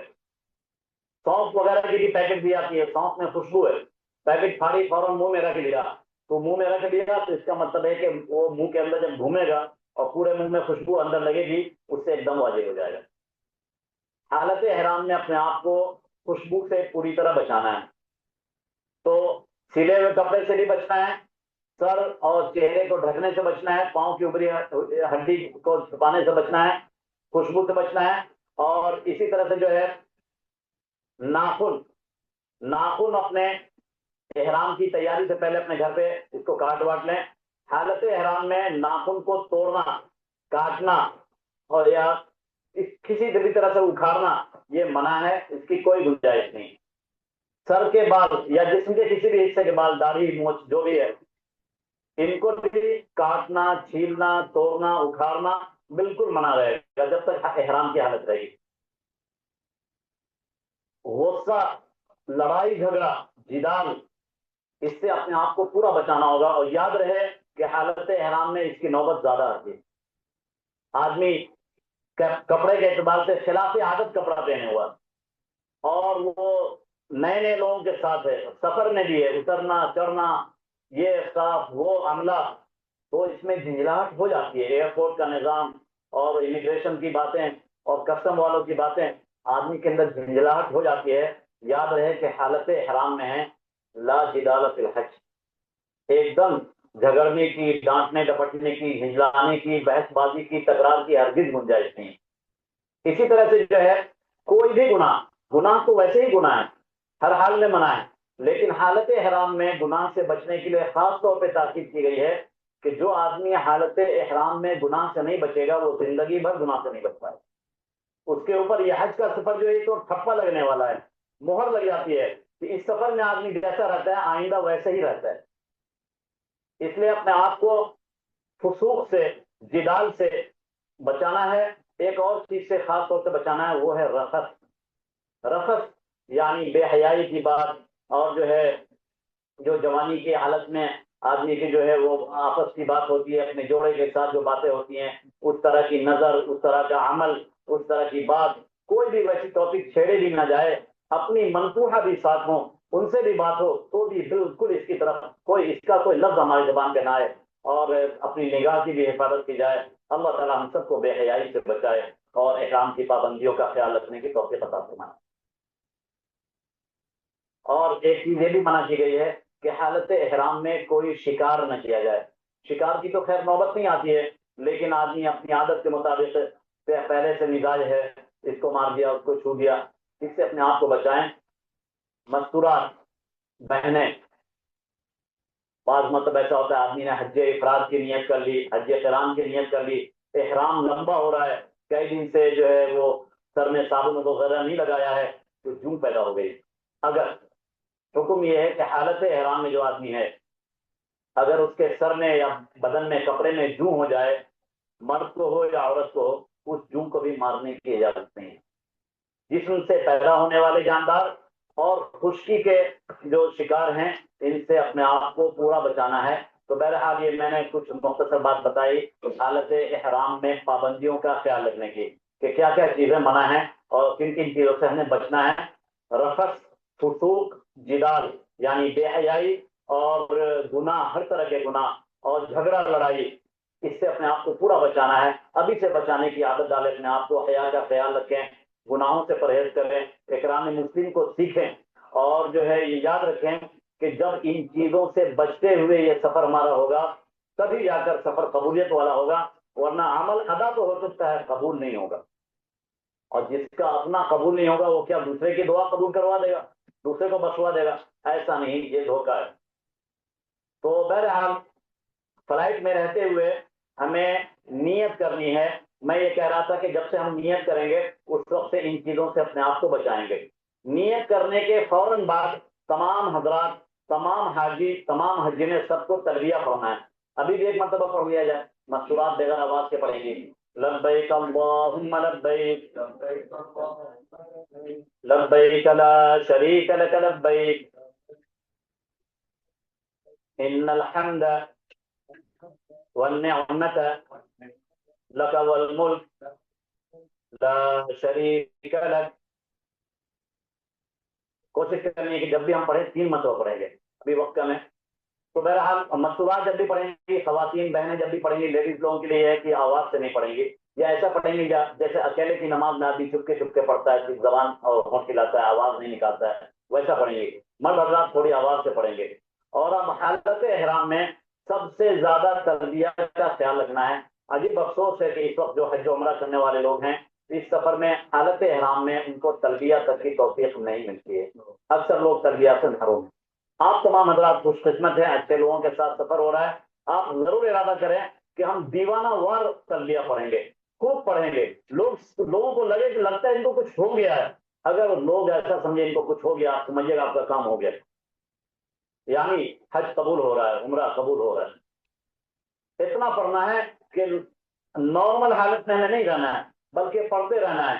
کتابوں میں لکھا ہے، آج بھی میں پڑھا کر آیا ہوں. عالم والوں کو میں نے شرح بتایا کہ آج بھی درس دیا ہے اور اس میں کتاب الحج ہی پڑھا رہا تھا کہ جب کسی قافلے سے ملاقات ہو تب بھی، جب کسی کہیں ہم اتریں تب بھی، جب ہم کہیں اوپر اٹھنے لگے تب بھی، اور جب ہم سو کر اٹھیں تب بھی، جو بھی حالات کی تبدیلی ہے اس میں تو بطور خاص تلبیہ ضرور پڑھنا ہے. کسی سے ملاقات ہوگی تو سلام نہیں کریں گے، تلبیہ پڑھیں گے. سلام بعد میں کریں گے انشاءاللہ، اس کا خیال. اسی طرح سے ان پابندیوں کے ساتھ جو پابندیاں بتائی گئی ہیں اور تلبیہ کی کثرت کے ساتھ ہم پہنچیں گے مکہ المکرمہ. وہاں اپنے کمرے میں پہنچ کر اپنی ضروریات سے فارغ ہو کر، ضروریات سے فارغ ہونے میں خیال رہے کہ وہاں جو ٹوائلٹ میں اگر جائیں گے، واش روم میں جائیں گے تو کوئی صابن وغیرہ وہاں کا جو ہے استعمال نہ کریں. اگر بہت زیادہ ضرورت لگتی ہے اور بغیر صابن کے اگر مزاج نہیں ہے برداشت کرنے کا تو آپ کو جو کمپنی کی طرف سے جو صابن کی وہ جو لکوڈ دی جا رہی ہے بغیر خوشبو والی، صرف اسی کا استعمال کریں. اور اکثر لوگوں سے اس میں بھی غلطی ہو جاتی ہے کہ یہ کریں وہ کریں، وہ غلطی سے خوشبو والا لگا لیتے ہیں. لہذا اگر بہتر ہے ہو سکے تو صابن استعمال نہ کریں. پانی سے اچھی طرح بار بار ہاتھ کو دھو لیا جائے. ایک بار کی جگہ 10 بار دھو لے آدمی، انشاءاللہ پاکی تو ہو ہی جائے گی. تو ان تیاریوں کے ساتھ اب نکلنا ہے عمرے کو پورا کرنے کے لیے، یعنی حرم شریف جانا ہے.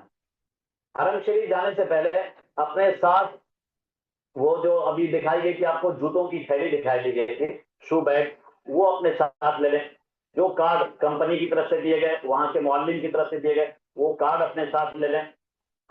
اپنے جو کمر کی پیٹی ہے یا اس کے ساتھ جو اور کوئی چھوٹی پاؤچ، کوئی سلنگ بیگ اگر لٹکا رہے ہیں، اس میں کچھ اپنے کاغذات ہیں ضروری وہ رکھ لیں، جیسے کارڈ وغیرہ جو نہیں پہن سکتے ہیں، اور کچھ ریال بھی اپنے ساتھ رکھ لیں. اور اسی طرح سے جو ہے حجی نے جو اپنے ساتھ ہیں، حتیٰ کہ اگر کوئی بچہ اپنے ساتھ ہے اس کے کارڈ اس کے حوالے کریں، اس کو بھی اس کے ساتھ تھوڑے پیسے دے دیں. اور اب جو ہے اپنے بہتر ہوگا کہ گروپ کی شکل میں ہم جائیں گے کعبہ شریف، حرم شریف. عمرے کے کا جو سب سے پہلا رکن ہے اور جو فرض عمل ہے، یعنی وہاں وہ رکن عمل ہے، اس کو ادا کرنے کے لیے پہلا فرض تو ہے احرام، جس کی تیاری کرنے سے پہلے ہو گئی تھی اور نیت کی گئی فلائی کرنے کے بعد، دبئی سے فلائی ہونے کے بعد. اور پابندیوں میں ہم ہیں. اب جب ہم حرم شریف آئیں گے تو وہاں عمرے کا دوسرا فریضہ ادا کیا جائے گا. عمرے کا جو اصل رکن ہے وہ ادا کیا جائے گا. وہ کیا ہے؟ وہ ہے طواف. لیکن اس سے پہلے ہم مسجد میں داخل ہوں گے. مسجد جیسے یہ عمارت چاروں طرف بنی ہوئی ہے، اس عمارت میں داخل ہونے سے پہلے خیال رکھیں گے کہ اپنے جوتے چپل اتار کر اپنے ساتھ جو شو بیگ ہے اس میں اس کو رکھ لیں، اور چپل کے بیگ میں چپل رکھ کر اس کو ساتھ بھی رکھ سکتے ہیں، کوئی منع نہیں ہے. اور سنت کے مطابق چپل اتاریں گے، سنت کے مطابق مسجد میں داخل ہوں گے، تلبیہ پڑھتے رہیں گے، نظر جھکا کے رکھیں گے. نظر جھکا کے رکھیں گے. جس طرح سے غیر محرم کو دیکھنے سے بچتے ہیں، نظر نیچے رکھتے ہیں. قل للمؤمنین یغضوا من ابصارهم وقل للمؤمنات یغضضن من ابصارهن. تو اسی طرح سے ہم نظر جھکا کے رکھیں گے، کعبہ کو نہیں دیکھنا کی کوشش کریں گے. تلبیہ پڑھتے پڑھتے مسجد میں داخل ہو کر آگے بڑھیں گے. دنیا کی تمام مسجدوں کا یہ حق ہے کہ جب اس میں آدمی داخل ہو تو پہلے تحیۃ المسجد ادا کرے، 2 رکعت نماز پڑھے. لیکن دنیا کی واحد وہ مسجد ہے جس کا ثواب سب سے زیادہ، ایک نماز کا ثواب 1,00,000 کے برابر. اس مسجد کا یہ حق ہے کہ جب وہاں آدمی داخل ہو تو پہلے نماز نہ پڑھے. اگر کوئی فرض کی جماعت ہو رہی ہے تو بات الگ ہے، ورنہ وہاں داخل ہونے کے بعد پہلے طواف کرے. تو ہم یہ کہتے ہیں کہ داخل ہونے کے بعد ہم آگے بڑھتے رہیں گے، اس کعبہ کو تلاشیں گے نہیں، ڈھونڈیں گے نہیں، بلکہ آگے بڑھتے رہیں گے نظر جھکا کر. بڑھتے بڑھتے جو ہم آئے اور یہاں آئے، لگا کہ اب سامنے ریلی ہے یا اب سامنے سیڑھی ہے، اب اترنا ہے اور کھلے آسمان کے نیچے ہم جا رہے ہیں، سفید پتھر ہے، اب وہ بلڈنگ سے باہر نکل رہے ہیں. جب ایسا لگے تو وہ مطاف ہے، جیسے یہاں یہ سفید چادر ہے. اب ہم مطاف میں جب اترے، مطاف میں اتر کر سائڈ ہو کر کعبہ شریف کی طرف دیکھیں گے. یہ جیسے کعبے کی یہ شکل بنائی گئی ہے اور یہاں رکھا گیا ہے. کعبہ شریف کی طرف جو ہے نظر اٹھا کے دیکھیں گے اور کہیں گے اللہ اکبر لا الہ الا اللہ، تکبیر و تحلیل، اللہ اکبر لا الہ الا اللہ، اور نظر جما کر دعا کریں گے. پہلی نظر میں کعبہ کو دیکھتے ہوئے جو دعا ہوگی 100% وہ قبول ہو کر رہے گی، کیونکہ ہمارے نبی کا یہ فرمان ہے اور ہمارے نبی پاک صلی اللہ علیہ وسلم کی بشارت ہے. نبی کی بات غلط نہیں ہو سکتی، نبی کی ہر بات کا خیال رکھنا ہے، یہاں پر اس بات کا بھی خیال رکھنا ہے. تو کعبہ کو ہم دیکھ کر دعا مانگیں گے. پہلی نظر میں جو دعا ہو گئی وہ بھی کوئی جامع دعا کر لے، اس کے بعد اور بھی مزید دعائیں کر لیں، کوئی جلد بازی نہیں ہے. اب ہمیں کیا کرنا ہے، عمرے کا جو اصل عمل ہے طواف، جو رکن ہے، وہ فریضہ ہے، اس کو ادا کرنا ہے. اس کے لیے اس کعبے کے قریب آنا ہوگا. کعبے کے قریب میں ہم آئیں گے کیسے؟ مطاف میں چل کر آئیں گے. یہ مطاف، طواف کی جگہ کو مطاف کہتے ہیں. اور کعبے میں ہم کہاں آئیں گے؟ یہ جو 4 کونے دیکھ رہے ہیں، رکن اسود، رکن عراقی، رکن شامی، رکن یمانی، یہ 4 کونے ہیں. اس کے ساتھ مان لیا جائے یہاں ذرا، ہاں یہ ایک اور چیز ہو گئی، اس کو بولتے ہیں حتیم. یہ کعبہ ہے اور یہ بھی کعبہ ہے، لیکن یہ کعبے کا انکمپلیٹ کنسٹرکٹڈ حصہ ہے، نامکمل وہ تعمیری حصہ ہے حتیم. تو حتیم کے یہ بھی کعبہ، یہ بھی کعبہ، یہ اس کی تعمیر مکمل ہو گئی ہے. اور اس کی تعمیر مکمل نہیں ہوئی کیونکہ کفار مکہ جب کعبے کی تعمیر کر رہے تھے تو ان کے ذہن میں یہ آیا کہ اللہ کے پاک گھر میں ناپاک پیسہ نہیں لگانا ہے. پاک پیسے ہمارے پاس تھوڑے ہیں، اتنی بڑی تعمیر نہیں ہو پائے گی، تو گھر چھوٹا کر دو لیکن پاک گھر میں ناپاک پیسہ مت لگاؤ. وہ جاہلیت کے کفار اتنے سمجھدار تھے کہ پاک گھر میں ناپاک پیسے نہیں لگانے. ہم پاک گھر کا سفر کرتے ہیں ناپاک پیسے لے کر، سمجھتے ہیں حج کر لیں گے سب معاف ہو جائے گا، سب معاف ہو جائے گا، حرام پیسے معاف ہو جائیں گے، بندوں کے حقوق معاف ہو جائیں گے، ہرگز نہیں. تو یہ کعبہ اور کعبے کے سامنے ایک اور جو ہے یہ ہو گیا حتیم. تو ہمیں کعبے کے 4 کونے، ان میں دیکھنا ہے کہ جس کونے میں یہ شکل بنی ہوئی، جیسے حجر اسود کی شکل یہاں دکھ رہی ہے، تو یہ جو کعبے کا یہ کونا ہے جس میں حجر اسود لگا ہوا ہے، اور یہ زیادہ اونچائی پہ نہیں ہے، مشکل سے 4 فٹ، 3.5 سے 4 فٹ کی اونچائی پہ ہے. یہ حتیم یہ جو ہے رکن اسود ہے، حجر اسود والا حصہ، ہمیں مطاف میں چل کر اس کے قریب آنا ہے.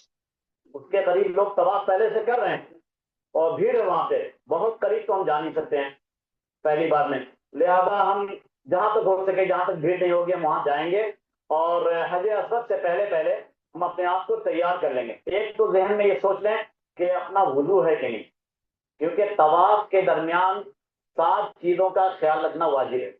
طواف عمرے میں فرض ہے، حج میں بھی طواف فرض ہے، اور طواف نقلی بھی طواف ہوتا ہے، لیکن نقلی طواف بھی کریں گے تب بھی 7 واجبات کا خیال رکھنا ہے، اور ان میں سے ایک چیز ہے وضو کا خیال رکھنا.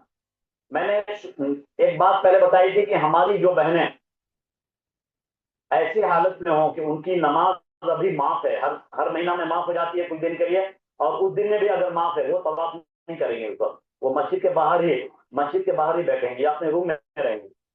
اور جو پاک صاف حالت میں ہیں وہ آئیں گے، باوضو حالت میں آئیں گے، مطاف میں آئے، حجر اسود کے قریب آئیں گے، اور ابھی جو ہے سب سے پہلے کریں گے اجتباء کر لیں گے.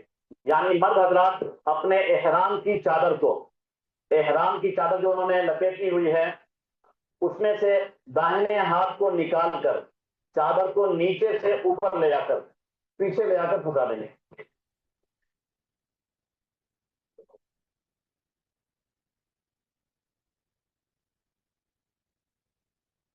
احرام کی چادر لپیٹنے کا طریقہ انشاءاللہ الگ بتایا جائے گا. تو احرام کی چادر جو لپیٹی ہوئی ہوتی ہے وہ میں دونوں کندھے چھپے ہوئے ہوتے ہیں، لیکن جب طواف شروع کرنے کا وقت ہوگا تو داہنے کندھے سے چادر کو اتار لیں گے اور گونڈا نکال کر اب اس چادر کو پیچھے لے جا کر اور پیچھے یہاں پھنسا دیا جائے گا. یہ جو کندھا کھل گیا، ابھی تو میرا کرتا ہے لیکن چادر سے کھلا ہوا ہے، یہ جو کندھا کھول لیا گیا دائنا کندھا، اس کو کہتے ہیں اجتباع. تو یہ اجتباع کرنا ہے ہمیں طواف کی شروعات سے پہلے، اور اجتباع کر کے اجتباع کے بعد اب ہمیں استقبال کرنا ہے. استقبال کیا ہوتا ہے؟ یہ استلام سے الگ ہے. جو لوگ پرانے ہیں ان کو استلام معلوم ہوگا. تو استلام سے پہلے کا عمل ہے استقبال. استقبال میں ہوتا ہے کہ ہاتھ کو کانوں تک اٹھائیں گے، سینے تک نہیں. استلام میں سینے تک اٹھانا ہے، استقبال میں کان تک اٹھانا ہے. کان تک ہاتھ اٹھا کر تکبیر و تحریر پڑھیں گے اور ہاتھ چھوڑ دیں گے. اب جو ہے یہ حجر اسود کے سامنے، کعبے کے اس کونے کے سامنے، یہیں سے یہ طواف کا اسٹارٹنگ پوائنٹ ہے. طواف کا جو اسٹارٹنگ پوائنٹ ہے اس کی ایک پہچان یہ کہ یہاں حجر اسود ہے اور وہاں دیوار میں جو ہے ہری لائٹ لگی ہوئی ہے، گرین لائٹ.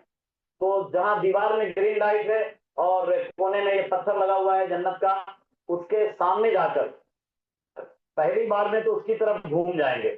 جیسے حجر اسود ہے اس کی طرف رخ کر کے، طواف کے دوران تو اس کی طرف رخ نہیں کریں گے لیکن شروع میں بالکل اس کی طرف گھوم کر اور جو ہے طواف کی، عمرے کے طواف کی نیت کر کے دونوں ہاتھ سینے تک اٹھا کر اس کی طرف یوں بڑھایا جائے گا، گویا کہ مجھ کو چھو رہے ہیں. اور اس کو نہیں چھو رہے ہیں. حدیث میں ہے کہ جو حجر اسود کو چھوتا ہے وہ اللہ کے ہاتھ سے ہاتھ ملاتا ہے. تو بہت مبارک عمل ہے یہ. اس کی طرف ہاتھ بڑھا کر عقیدت کے ساتھ اس کو چوم لیں، بسم اللہ اللہ اکبر وللہ الحمد کہتے ہوئے، بغیر آواز کے چوم لیں، چومنے کی آواز نہ ہو. اور اب جو ہے ہم چلیں گے، طواف کے لیے چلیں گے. یہ مان لیجیے کہ کعبہ شریف ہے تو یہاں سے ہمیں چلنا ہے کہ جب ہم چلنا شروع کریں گے تو کعبے کا دروازہ ہمارے بائیں طرف میں آئے گا، یہاں مقام ابراہیم ہوگی، یہ مقام ابراہیم ہوگے. تو اس کے باہر سے بھی جا سکتے ہیں، اندر سے بھی جا سکتے ہیں. بھیڑ کم ہوگی تو اندر سے جائیں گے، بھیڑ زیادہ ہوگی تو باہر سے جائیں گے. لیکن یہ جو بتایا میں نے حتیم کے باہر ہی سے جانا ہے. مقام ابراہیم کے باہر سے جائیں یا اندر سے جائیں کوئی بات نہیں. حتیم کے پاس دونوں طرف جو ہلکا کھلا رہتا ہے، کبھی بند بھی رہتا ہے، اس کے اندر حتیم میں داخل نہیں ہونا بلکہ باہر سے گھومنا ہے، باہر سے. اور اب جب طواف کر رہے ہوں گے، طواف کے دوران کعبے کی طرف اپنا چہرہ نہیں کرنا ہے، کعبے کی طرف اپنی پیٹھ بھی نہیں کرنی ہے، بلکہ سبحان اللہ والحمد للہ ولا الہ الا اللہ واللہ اکبر ولا حول ولا قوت الا باللہ العلی العظیم، یہ کلمہ تمجید پڑھتے پڑھتے ہم یہاں سے شروع کیے اور رکن عراقی اور پھر حتیم اور حتیم کے باہر اور رکن شامی اور اب ادھر آئے رکن یمانی کے پاس. ہم چلتے رہیں گے، کعبے کو دیکھیں گے نہیں. طواف کے دوران کعبے کو دیکھنا منع ہے. رکن یمانی جو حجر اسود سے پہلے والا کونا، یہ حجر اسود والا کونا، رکن عراقی، حتیم، رکن شامی اور یہ رکن یمانی. یہ جو حجر اسود سے پہلے والا جو کونا ہے، وہاں سے جاتے ہوئے اگر بہت قریب ہیں، ہاتھ سے چھو سکتے ہیں تو رکن یمانی کو چھوئیں گے، اور اگر نہیں چھو سکتے ہیں تو اشارہ نہیں کریں گے بلکہ آگے بڑھتے چلے جائیں گے. اب یہاں سے رکن یمانی سے ہماری دعا بدل جائے گی. دعا کیا ہوگی؟ ربنا آتنا فی الدنیا حسنہ وفی الآخرۃ حسنہ وقنا عذاب النار وادخلنا الجنة مع الابرار یا عزیز یا غفار یا رب العالمین. یہ دعا پڑھتے رہیں گے، ایک بار دو حجر اسود کے سامنے پہنچیں گے تو اب وہاں جا کر اب پوری طرح پہلی بار کی طرح کعبے کی طرف گھومیں گے نہیں. پہلی بار تو یوں گھوم گئے تھے، اب جو ہے گھومیں گے نہیں بلکہ سیدھے ہی رہیں گے، اپنے قدم اپنی جگہ رہیں گے سامنے کی طرف، صرف اس کی طرف رخ کر کے ایسا ہاتھ دکھا کر بسم اللہ اللہ اکبر وللہ الحمد کہہ کے ہاتھ کو چوم لیں گے بغیر آواز کے. اور جو 7 دانے کی تصویر دی گئی ہے اس کو ساتھ رکھیں گے، ایک دانہ کھسکا دیں گے اور پھر بڑھیں گے. اس طرح سے 7 چکر. حالت احرام میں ہیں، عمرہ کر رہے ہیں، اس لیے مرد حضرات طواف کے درمیان شروع کے 3 چکروں میں رمل کریں گے. رمل کیا ہوتا ہے؟ رمل یہ ہوتا ہے، یہ صرف مردوں کے لیے ہے اور صرف شروع کے 3 چکروں کے لیے کہ مرد حضرات سینہ تان کر اور ذرا سا کندھا ہلا کر فوجیوں کی چال میں ذرا سا اکڑ کے اور جرأت اور ہمت والے کی طرح، پہلوانوں کی طرح چلیں گے، ذرا آ کے چلیں گے. لیکن اگر اس کی وجہ سے اپنے ساتھ جو حجین ہیں ان کے چھوٹنے کا ڈر ہے، یا دوسرے بھیڑ کی وجہ سے دوسروں کی تکلیف کا ڈر ہے، کتابوں میں لکھا ہے ان قدر بغیر غیر موزل، اگر ہو سکے تو کرے اور اس رمل کے عمل کی وجہ سے کسی کو تکلیف نہ دے. ممکن ہو تو کریں گے، آسان ہو تو کریں گے، نہیں تو رمل چھوڑنے سے کوئی دم واجب نہیں ہوتا ہے. رمل صرف مستحب عمل ہے. یہ ہمارا عمل چلتا رہے گا. 7ویں چکر میں کوشش کریں کہ 7ویں چکر میں باہر دور نہیں ہے، کیونکہ ویسے بھی 7واں پورا ہو گئے یہاں اور ہمیں جانا ہے پھر یہاں مقام ابراہیم کے پیچھے، تو ہم یہاں سے کیوں کٹیں؟ جو لوگ یہاں سے کٹنا چاہتے ہیں دوسروں کے لیے بھی اور اپنے لیے بھی وہ خطرہ بنتے ہیں، تو بہتر ہے کہ ذرا باہر 7ویں چکر میں، اور جیسے طواف تو یہاں پورا ہو جائے گا اس ٹائم بھی استلام کریں گے، لیکن ذرا آگے بڑھ جائیں اور مقام ابراہیم کے پیچھے جا کر 2 رکعت نماز ادا کرنی ہے. یہ مقام ابراہیم ہے، یہاں نماز پڑھے، یہاں پڑھے، جہاں بھی پڑھے، بلکہ پوری مسجد الحرام میں کہیں بھی پڑھ سکتے ہیں. اس کے لیے ہمیں پریشان نہیں ہونا ہے. 2 رکعت نماز پڑھنی ہے، لیکن یہ نماز ہے واجب الطواف ہے. ہو سکے تو پہلی رکعت میں قل یا ایھا الکافرون، دوسری رکعت میں قل ھو اللہ احد پڑھیں. اور اب جو ہے ہمارا طواف کا عمل پورا ہو گیا، یعنی عمرے کا فریضہ ادا ہو گیا. اب عمرے کا ایک واجب عمل باقی ہے. عمرے میں 2 فرض 2 واجب ہیں. عمرے کا پہلا فرض تھا احرام، جس میں پابندیاں ہیں بہت ساری، وہ چلتا رہے گا. وہ شروع ہوا تھا وہاں سے فلائٹ سے، اور وہ چلتا رہے گا آخر تک، حلق کرانے تک. یہ پہلا عمل. دوسرا عمل طواف، جس میں 8 بار استلام، 7 بار چکر لگانا اور 2 رکعت نماز پڑھنا. اور عمرے کا تیسرا عمل ہے سعی بین الصفا والمروہ. اور چوتھا عمل ہے مردوں کے لیے حلق اور مستورات کے لیے قصر، بال کاٹنا. تو ہم اب جا رہے ہیں تیسرے عمل کے لیے، سعی کے لیے. جانے سے پہلے زمزم پی لیں. ویسے بھی پیاس لگ چکی ہوگی، مجھے تو بولتے بولتے پیاس لگ رہی ہے، آپ عمل کر رہے ہوں گے، بہت تھک چکے ہوں گے، تو زمزم پی لیں، دعا کر لیں اس وقت. اور جب جانے لگیں گے سعی کے لیے، اس وقت میں 1 مرتبہ اور استلام کریں گے. یہ کون سا نمبر کا استلام ہو جائے گا؟ 9واں استلام ہوگا. حجر اسود کی طرف، کعبے کے حجر اسود والے کونے کی طرف دیکھ کر، ہاتھ ایسا بڑھا کر بسم اللہ اللہ اکبر اللہ الحمد کہتے ہوئے ہاتھ کو چوم لیں گے. اس استلام کے بعد ہم جائیں گے صفا پہاڑی پہ. صفا جہاں سے حضرت حاجرہ نے پانی کی تلاش میں حضرت اسماعیل کو چھوڑ کر اور دوڑ لگانی اور پہاڑ پہ چڑھ کر پانی کو تلاشنا شروع کیا تھا. دین کی خاطر انہوں نے جو ہے قربانی دی تھی. خود بھی دین پر قائم حضرت ابراہیم اور دین کو زندہ کرنے والے حضرت حاجرہ بھی، حضرت اسماعیل کو بھی اسی پہ ڈالا، مجاہدے پہ لگایا. وہ یادگار ہے صفا مروہ کی. تو وہاں صفا پہ جانا ہے. جانے سے پہلے ایک مطلب استلام کر لیں گے، صفا پہاڑی پہ پہنچیں گے. ابھی تک جو بات بتائی گئی تھی طواف کی، طواف کے عمل میں وضو کا رہنا فرض ہے، لازمی ہے. لیکن سعی، صفا مروہ کی سعی کے درمیان وضو رہنا ضروری نہیں ہے. ہے تو اچھا ہے، نہیں ہے تو معاف. سعی کی جگہ جو ہے اس کو کہتے ہیں مسعی. وہاں بورڈ لگا ہوگا. تو مسعی پر جانے کے وقت میں اگر وضو ٹوٹ جائے یا سعی کرتے ہوئے وضو ٹوٹ جائے، گھبرانے کی بات ہے. اسی حالت میں اللہ تعالیٰ کی طرف سے معافی ہے اور سعی ہو جائے گی. سعی کا عمل کئی اعتبار سے آسان ہے. ایک تو یہ ہے کہ سعی میں وضو ضروری نہیں ہے. دوسری آسانی اس میں یہ ہے کہ صفا سے مروہ گئے، ایک مروہ سے صفا آئیں گے، یہ 2 ہو جائے گی. یعنی وہ راؤنڈ ٹرپ نہیں ہے، سنگل چیز اس کی ایک گنی جائے گی. تو اسی طرح تیسرا عمل یہ ہے، تیسری سہولت یہ ہے کہ سعی کے بعد 2 رکعت نماز یہ واجب نہیں ہے. سعی کے بعد والی جو 2 رکعت نماز ہے یہ مستحب ہے. ہو سکے تو پڑھ لیں، نہیں پڑھ سکتے ہیں کوئی بات نہیں. بہرحال صفا پہاڑی پہ پہنچ کر کعبہ شریف کی طرف رخ کر کے اور جو ہے نیت کر کے اب دعا کر لی جائے گی. دعا کر کے اور کلمہ توحید پڑھتے ہوئے، لا الہ الا اللہ وحدہ لا شریک لہ لہ الملک و لہ الحمد وہو علی کل شیء قدیر، یہ پڑھتے ہوئے صفا سے ہم چلیں گے. کہاں چلیں گے؟ مروہ کی طرف. لا الہ الا اللہ وحدہ لا شریک لہ پڑھتے رہیں گے. تھوڑا سا آگے چلنے کے بعد میلین اخرین، تھوڑا سا آگے چلنے کے بعد سعی کی جگہ میں ایک ایسی جگہ آئے گی کہ اوپر، جیسے یہاں تو سفید لائٹ جل رہی ہے، وہاں ہری لائٹ جل رہی ہوگی. اوپر میں ہری لائٹ کبھی دیوار پہ بھی ہوتی ہے، کبھی صرف چھت میں ہوتی ہے. تو میلین اخذرین جب ہو، وہاں پر مرد حضرات کے لیے صرف خواتین کے لیے نہیں، مردوں کے لیے ہے کہ وہاں پر یہ اپنی رفتار تیز کر دیں گے، وہاں پر یہ ذرا تیز چلیں گے، دوڑنے سے کم چلنے سے زیادہ ذرا لپک کے چلیں گے، ذرا تیز چلیں گے، اور وہاں دعا بدل جائے گی، وہاں پڑھیں گے رب اغفر وارحم وتجاوز عنا تعلم انک انت الاعز الاکرم۔ یہ میلین افضلین میں ہری لائٹ والی جگہ میں دعا پڑھی جائے گی۔ جیسے میلین افضلین کو پار کیا، اب پھر ہم جو ہے کلمہ توحید پڑھیں گے، اور ہم یہ پڑھتے ہوئے جائیں گے مروہ کی طرف۔ مروہ پہ پہنچ کے پھر دعا کر لی جائے شروع کی طرف، کعبہ کی طرف گھوم کر، وہاں سے کعبہ دکھتا نہیں ہے لیکن رکوع ادھر کر لینا ہے، اور دعا کرنے کے بعد پھر اب اتریں گے نیچے، اور جو ہے مروہ سے آئیں گے پھر صفا کی طرف، اور راستہ میں چلتے ہوئے پھر جو ہری لائٹ آئے گی وہ ہری لائٹ کے درمیان جو ہم تیز چلیں گے، مرد حضرات، خواتین آہستہ چلیں گی، اور رب اغفر وارحم وتجاوز عما تعلم انک انت الاعز الاکرم پڑھتے ہوئے ہوں گے، اور پھر اب صفا پہ پہنچیں گے۔ صفا سے مروہ گئے، ایک دانہ کھسکا دیں گے، مروہ سے صفا آئے دوسرا دانہ کھسکا دیں گے، یہ دو ہو گئی۔ اس طرح سے جو ہے ساتویں جو ہے ہماری شوط جو پوری ہوگی وہ مروہ سے پوری ہوگی۔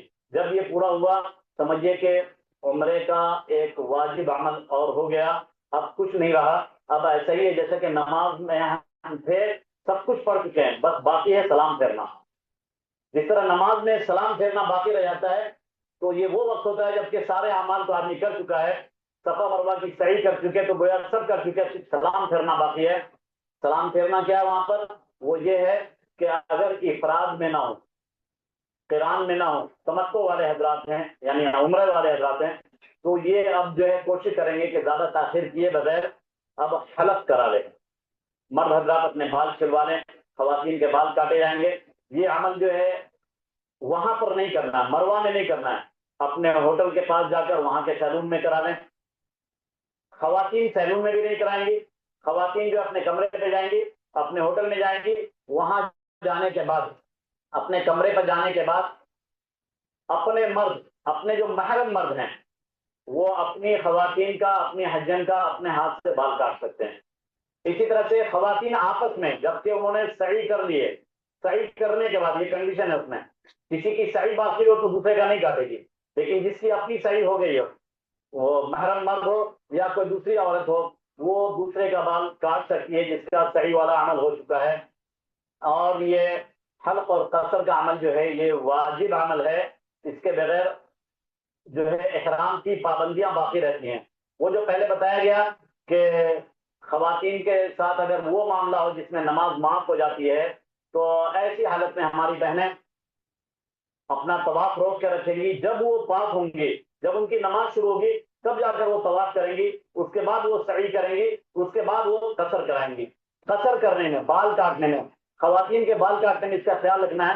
آج کل دیکھا جاتا ہے عموماً سارے بال ایک سائز کے نہیں ہوتے ہیں، بال چھوٹے بڑے ہوتے ہیں، تو اگر صرف ایک جگہ سے کاٹیں گے تو کچھ بال چھوٹ جاتے ہیں، اور سنت یہی ہے کہ تمام بالوں میں سے تھوڑا کٹے، ہر ایک بال میں سے تھوڑا کٹے۔ خواتین کے لیے، مردوں کے لیے تو یہ ہے کہ سارے بال چھیل دیے جائیں جیسے حلق اس میں دکھایا جا رہا ہے۔ تو خواتین کے بال جو کاٹے جائیں گے اس کے 3 حصے کر لیں گے، تو سلائڈ ہے، 3 حصے کر لیں، یعنی اب ہماری بہنیں اپنے بال کو داہنی طرف لٹکا لیں گی، بائیں طرف لٹکا لیں گی، پیچھے بھی لٹکا لیں گی۔ اب ان کے محرم مرد یا کوئی دوسری بہن یا یہ خود اپنے سے آئینے کے سامنے کھڑے ہو گئے جیسے بھی ہو، اپنے بال کو انگلی پر لپیٹ کر اور اس کے اوپر سے ایسا کاٹ دیں، تو 3 جگہ سے جب کاٹیں گی تو انشاءاللہ کوئی بال چھوٹے گا نہیں۔ 3 لٹ میں جب بالوں کو تقسیم کریں گی، سارے بال جو ہے وہ پکڑ میں آ جائیں گے، اور سب سے کچھ نہ کچھ کٹنگ ہو جائے گی۔ کچھ نہ کچھ کٹنگ نہیں، انگلی کے ایک پوروے کے برابر، جیسے انگلی کے 3 حصے ہوتے ہیں تو یہ 1/3 ایک انگلی کا جو ہے اتنا بال کٹنا یہ واجب ہے، اور ہر بال میں سے کٹنا یہ مسنون ہے، تو اس کا ضرور بھی ضرور خیال رکھیں گے۔ چوتھائی سے کم میں تو بالکل ہی گنجائش نہیں، جب تک یہ عمل صحیح طریقے پر نہیں ہوگا، جب تک یہ واجب ادا نہیں ہوگا، تو احرام کی جتنی پابندیاں بتائی گئی تھیں وہ ساری کی ساری پابندیاں جاری رہیں گی، چلتی رہیں گی۔ اس لیے اس کا بہت زیادہ خیال رکھا جائے، حلق اور قصر کو صحیح صحیح کیا جائے۔ ابھی تک یہ جو عمل بتایا گیا یہ عمرے سے متعلق عمل تھا، عمرہ بھی ایک حج ہے۔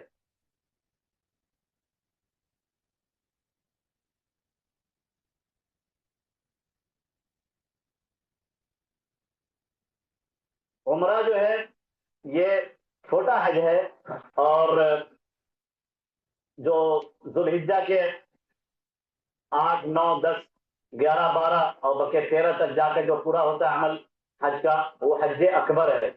آپ لوگ شاید حج اکبر کسی اور چیز کو نام دیتے ہیں، اس کی پیکنگ بھی مہنگی ہو جاتی ہے۔ یہ جمعہ وغیرہ کی قید لگانا حج اکبر میں صحیح بات نہیں ہے، لیکن آپ بھی ویسے تو آپ کے ساتھ آپ کو ٹریٹ کرنے والے بھی آپ کا فائدہ اٹھاتے ہیں۔ حج اکبر وہ نہیں جو جمعے کے دن ہو، حج اکبر حج ہے۔ حج اصغر یعنی چھوٹا حج وہ عمرہ ہے۔ تو اب تک جتنے اعمال بتائے گئے عمرے کے بارے میں، یہ سارے کے سارے اعمال حج میں بھی ہوں گے، یہ سب ریپیٹ ہوں گے جب حج کی نیت کی جائے گی۔ ہاں کچھ عمل کا اضافہ ہو جائے گا، جیسے عمرے میں بتایا میں نے دو فرض، حج میں 3 فرض، عمرے میں بتایا 2 واجب، حج میں 6 واجب۔ تو عمرے کا کوئی ایسا عمل نہیں ہے جو حج میں معاف ہو، حج میں عمرے کا سارا عمل کرنا ہے، کچھ چیزوں کا اضافہ ہو جائے گا۔ اگلی نشست میں انشاءاللہ دوسرے صاحب حج سے متعلق بات کریں گے، مجھے عمرے کے بارے میں نہیں کہا گیا تھا۔ اور یہ عمرہ آپ کا جو مکمل ہوگا، عمرے کے بعد وہاں رہتے ہوئے جو افراد اور قران میں نہیں ہے، یہ اور بھی عمرے کر سکتے ہیں، وہاں رہتے ہوئے جب بھی عمرہ کرنا ہو کر سکتے ہیں، اپنی طرف سے دوسروں کی طرف سے بھی کر سکتے ہیں۔ اس کے لیے نیت کرنے کے لیے پہلی نیت تو کی تھی فلائٹ پہ، اب مکے میں رہتے ہوئے جب بھی نیت کرنی ہوگی تو حدود حرم سے باہر جانا ہوگا، اور باہر یعنی مسجد عائشہ جا کر یا اور جو جہرانہ وغیرہ ہیں وہاں جا کر وہاں سے نیت کر کے آئیں گے، اور اپنا عمرہ جیسے بتایا گیا اسی ترتیب سے مکمل کریں گے۔ اللہ سب کو قبولیت سے نوازے۔ حج و عمرہ کے درمیان ہم لوگوں کو بھی دعا میں انشاءاللہ یاد رکھیں گے۔ اس کے بعد جو ہے حج ہوگا وہ 7 تاریخ کی شام سے شروع ہو جاتا ہے اور 12 13 تاریخ تک چلتا ہے۔ اس میں بھی یاد رکھنا ہے کہ خواتین سے متعلق جو بات بتائی گئی کہ ان کا حج کا سارا عمل ہوگا، حج کی نیت کے لیے، احرام کے لیے اور مینا مزدلفہ عرفات کے لیے پاکی شرط نہیں ہے، ضروری نہیں ہے۔ ہاں طواف کے لیے جب بیت اللہ شریف کا طواف کریں گے اس کے لیے پاکی شرط ہے۔ تو اگر کسی کا حال وہ ہو کہ 10 11 12 میں جو طواف کرنا بیت اللہ کا طواف رکن، وہ طواف زیارت، اگر کسی بہن کی حالت وہ ہو کہ ابھی ان کی نماز بند ہے، یاد رہے کہ اس میں طواف بھی بند رہے گا، ناپاکی کے ساتھ طواف۔ اور ایسے کے لیے پہلے سے اس کے لیے ذہنی طور پر تیار رہنا، اور اگر اور کوئی شکل بتائی جاتی ہے، آپ نے کسی ڈاکٹر سے کوئی مشورہ کیا ہے تو ٹھیک ہے۔ اگر اللہ نہ کرے پہلے سے کوئی اس کا انتظام بھی نہیں ہوا اور ناپاکی کی بات کے باوجود کسی عورت نے اگر طواف زیارت کر لی تو ان کے لیے کیا کفارہ ہے؟ ایک دم دینے سے کام نہیں چلے گا۔ بدنہ مولانا چلے گا ہمارے تو ہاں دوسرے مولانا ہے بدنہ، جس کی جمع ہے بدن۔ حالت احرام میں، حج کے احرام میں 2 ایسی غلطی ہے کہ جس غلطی کا کفارہ ایک بکرا ذبح کرنے سے نہیں ادا ہوتا ہے، اس میں ایک گائے یا ایک اونٹ کرنی ہوگی۔ ہمارے رضوان بھائی جانتے ہیں اچھی طرح کہ وہاں پر گائے کسی طرح نہیں، اونٹ آسان مطلب سستا نہیں، وہاں کے ماحول کے اعتبار سے اونٹوں کی فراوانی ہے لیکن مہنگائی تو بہت ہے۔ اگر ناپاکی کے ساتھ کسی بہن نے بیت اللہ کا طواف کیا، حج والا طواف زیارت، تو ان کو 1 اونٹ ذبح کرنا ہوگا کفارے کے لیے، 1 اونٹ ذبح کرنا ہوگا، یعنی جو بڑا جان جس میں 7 نام ہوتے ہیں، گائے بھینس اونٹ، تو وہ ذبح کرنا ہوگا۔ اور وہاں گائے بھینس تو آسان نہیں ہے، وہاں اونٹ ہی آسانی سے ملتے ہیں۔ اب تھوڑے خرچ کیا پڑے گا اس کا؟ بہت مہنگا پڑے گا۔ اس لیے مسائل کو اچھی طرح سمجھا جائے، نہیں سمجھ میں آیا پوچھ لیجیے گا پھر، لیکن مسئلہ یہی ہے۔ بہرحال 13 تاریخ تک حج کے اعمال پورے کر لینے ہیں۔ آپ کی کمپنی کی جو شیڈول بنی ہے اس کے اعتبار سے انہوں نے جو آرگنائز کیا ہے 14 ذوالحجہ کو، یعنی حج کا سارا عمل 12 13 تک پورا ہو جاتا ہے۔ اب 14 کو، لیکن یہ پورا ان کے لیے ہوتا ہے جن کے ساتھ وہ بات پیش نہیں ہو، یعنی مردوں کے لیے تو ہو ہی جاتا ہے، مستورات بھی جو جن کی نماز جاری ہو ان کا تو ہو ہی جاتا ہے۔ اگر اس وقت میں کسی کی نماز بند ہے، اس کا حج 13 تاریخ کو بھی پورا نہیں ہوگا۔ طواف زیارت جب تک پاک نہ ہو وہاں رک کر ان کو طواف زیارت کرنی ہے، اس کے بعد انہیں مدینہ جانا ہے، پہلے سے اس کی کچھ پریکاشن لینے۔ بہرحال 14 تاریخ کو آپ کو لے جائیں گے مدینہ، یہ اپنی اپنی ترتیب کے اعتبار سے کوئی 14 کو لے جاتے ہیں، کوئی کسی اور تاریخ ہے اس کے بعد لے جاتے ہیں، بعض پہلے لے جاتے ہیں۔ اس مرتبہ جو لوگ حج کمیٹی کے ذریعے جا رہے ہیں وہ سب کے سب حج سے پہلے ہی مدینہ جا رہے ہیں، مدینے سے وہ آئیں گے عمرہ کرنے کے لیے۔ تو آپ لوگوں کو حج کے بعد 14 تاریخ کو دونوں ہی کو لے جائیں، دونوں گروپ ماشاء اللہ۔ تو آپ کا لگ بھگ 80 آدمیوں کا قافلہ، 80 50 88 آدمی کا قافلہ آپ کا جو ہے یہ ایک ساتھ موو کرے گا مکہ ٹو مدینہ۔ یہ 14 ذوالحجہ کو ہوگا، بقرعید کے ایک دن گزرے گا بقرعید کے بعد، اس کے بعد 12 تو قربانی ہوتی ہے، 13 کا دن بھی اس دن تکبیر تشریق ہوگی، اور 14 جب تکبیر تشریق مکہ میں پورے کر لیں گے 14 کو جائیں گے مدینہ۔ مدینہ جانے سے پہلے، مکہ چھوڑنے سے پہلے ایک طواف کر لینا ہے، مردوں کے لیے تو ہے لازم، مستورات کے لیے اگر ان کے ساتھ وہ معاملہ ہو جس میں نماز معاف ہو جاتی ہے تو ان کی طواف وداع معاف ہو، اور اگر ٹھیک ٹھاک حالت میں ہے تو طواف وداع کریں گے، رخصتی کا طواف۔ یہ کب کرنا ہے؟ جب حج کا عمل پورا کر لیا، اب جو بیچ میں آپ کو 13 تاریخ مل رہی ہے، بہتر ہے کہ اسی میں کر لیں۔ طواف وداع کے لیے احرام ضروری نہیں ہے، بس نارمل حالت میں اپنے عام لباس میں طواف وداع کریں گے، اور یہ عمل واجب عمل ہے۔ حج سے فارغ ہونے کے بعد آدمی کو جلد از جلد ایک نفلی طواف اپنی طرف سے کر لینا چاہیے، اگرچہ طواف وداع کا وقت ملنے کی گنجائش ہو، امید ہو کہ اگر ہم نفلی طواف اپنے نام سے کر کے رکھیں گے اور طواف وداع کا وقت نہیں ملتا ہے تو یہ ہمارا نفلی طواف ہوا تھا یہ نفل کے اکاؤنٹ سے نکل کر یہ ٹرانسفر ہو جائے گا کہاں؟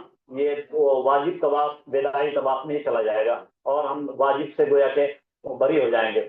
تو واپسی سے پہلے طواف وداع بھی کرنا ہے۔ اللہ کے نبی صلی اللہ علیہ وسلم جب مکہ چھوڑ کے جا رہے تھے تو گھوم کر کعبہ کو دیکھتے تھے، بہت دعائیں کرتے تھے اور کہتے تھے کہ مکہ مجھے تو پسند ہے، کعبہ کو دیکھتے تھے، مکہ شہر کو مخاطب کرتے تھے، کہتے تھے تو مجھے بہت پسند ہے، لیکن تیرے یہاں کے رہنے والوں نے ہمارے ساتھ اچھا نہیں کیا، انہوں نے مجبور کیا ہے کہ میں چھوڑ کے جا رہا ہوں، ورنہ مجھے مکہ چھوڑنے کی اپنے وطن سے محبت، وطن کی محبت ایسی چیز ہے۔ تو ہم جب مکے میں رہے اتنے دنوں، اور گویا کہ مکہ بھی ہمارا وطن ہو چکا تھا، اور وہ جو ہے کعبہ کا گھر وہاں موجود ہے، دنیا کا سب سے افضل، تو لہٰذا وہاں سے جاتے ہوئے ہمارے آنکھوں میں آنسو ہوں، استغفار ہوں، اور آئندہ دوبارہ آنے کی امید ہو، دعائیں ہیں۔ ایک بات مسئلے کی بات یاد رہے کہ مکے میں رہتے ہوئے کتنی تاریخ کو مکہ پہنچا رہے ہیں؟ عربی تاریخ 25 اور 14 کتنے جمع رہے ہیں؟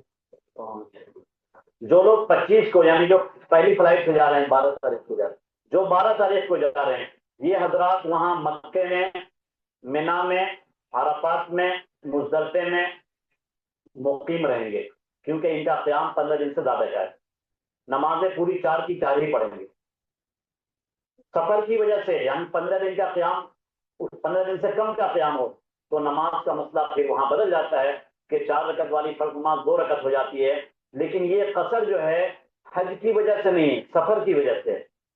آپ کی کمپنی کے ساتھ جانے والے لوگ جو ہیں دونوں طرح کے ہیں، جو بعد میں جا رہے ہیں، جو یہاں سے 20 تاریخ کو جا رہے ہیں، 20 تاریخ کو جانے والی عربی تاریخ کیا ہے؟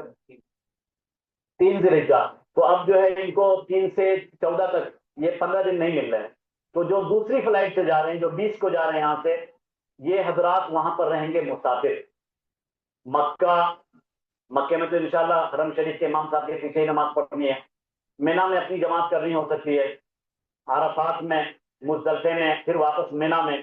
تو یہ جو بعد میں دوسری فلائٹ سے 20 تاریخ کو جانے والے جو حجاج ہیں، یہ چونکہ 15 دن سے کم کا ان کا قیام ہے، لہذا یہ وہاں پر مسافر ہوں گے، نمازوں میں قصر کریں گے، 4 رکعت والی فرض نماز 2 رکعت پڑھیں گے، اور جو پہلے گئے ہیں جن کا ٹوٹل ملا کر مکہ مینا عرفات سے ملا کر جن کا 15 ہو رہا ہے، ان کو قصر کی نماز نہیں پڑھنی ہے، 4 کی 4 ہی پڑھنی ہے، اس کا خیال رکھنا ہے۔ اور امام صاحب کے پیچھے پڑھیں گے تب بھی 4، اور اکیلے پڑھیں تب بھی 4، پڑھائیں گے تب بھی 4۔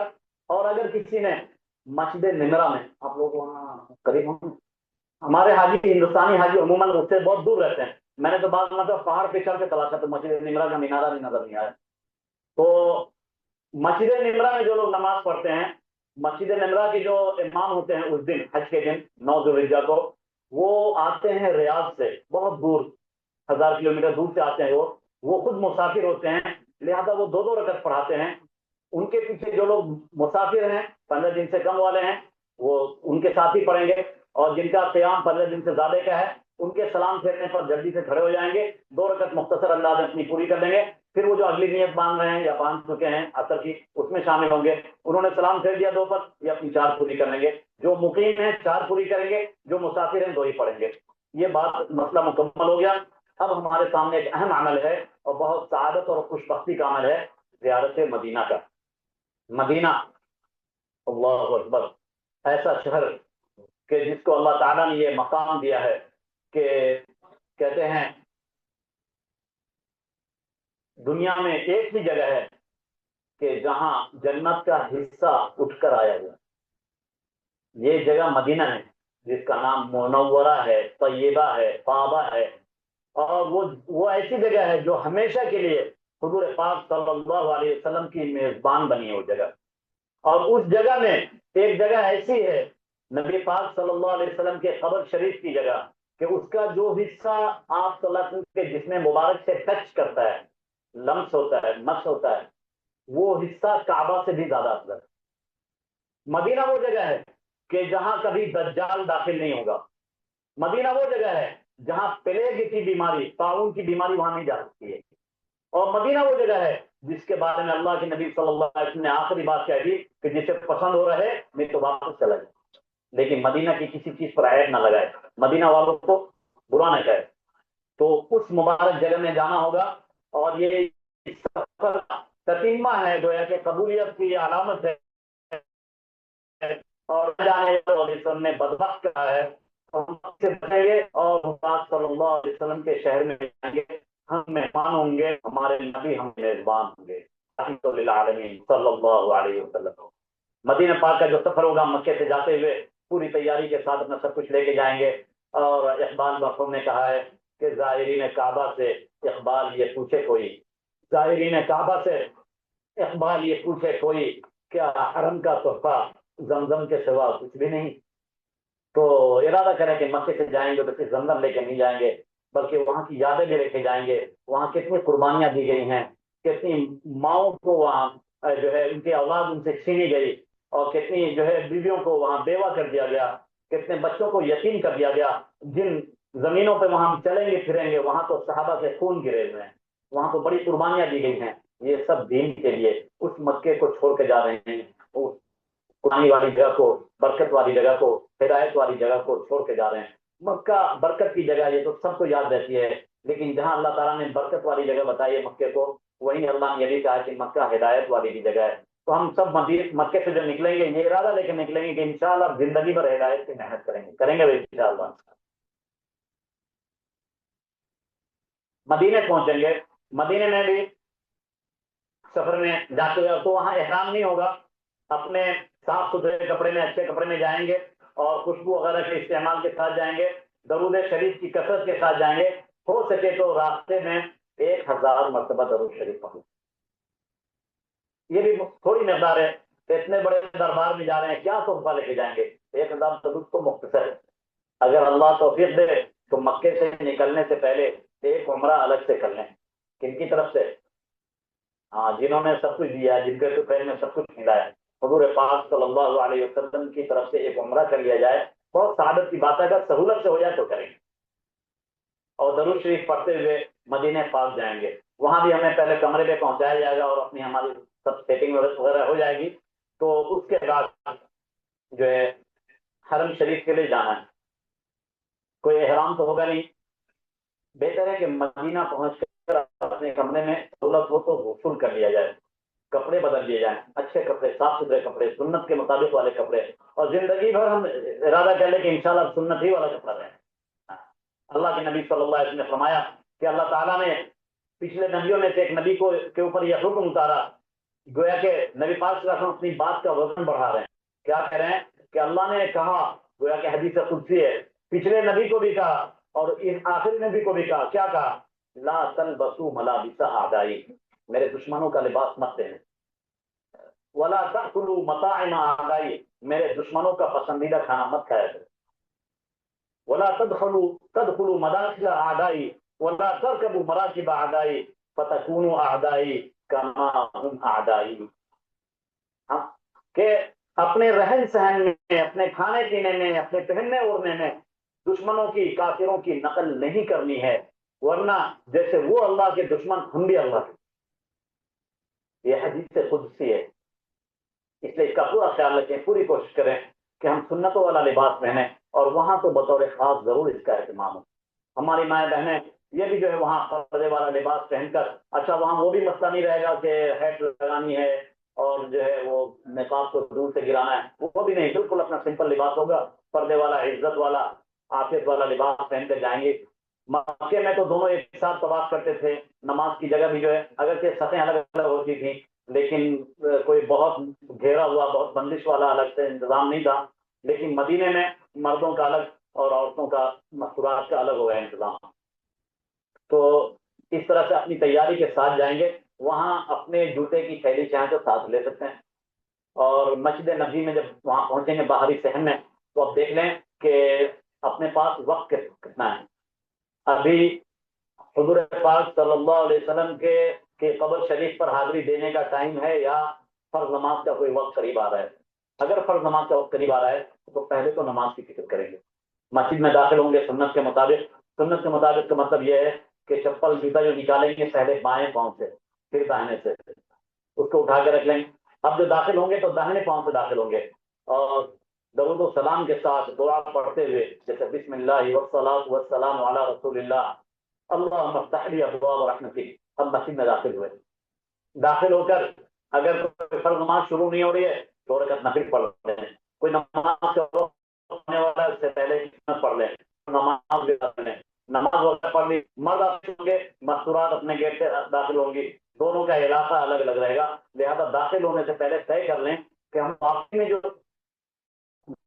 ملے گا۔ نظام میں نے ٹھہرایا تھا پچھلے رمضان میں، ماشاءاللہ حرم شریف سے وہ جو ہے ہوٹل دکھائی دیتا تھا بالکل، ابھی بالکل کیا علاقہ ہو رہی ماشاءاللہ۔ تو یہ قریب ہے، اور یہ وہ ثقیفہ بن ساعدہ کے سامنے ہے، اور حرم شریف مدینے کے حرم میں نیچے جو پارکنگ ہے، اس پارکنگ میں جانے کا جو راستہ ہے، وہ جو ٹنل میں جاتے ہیں،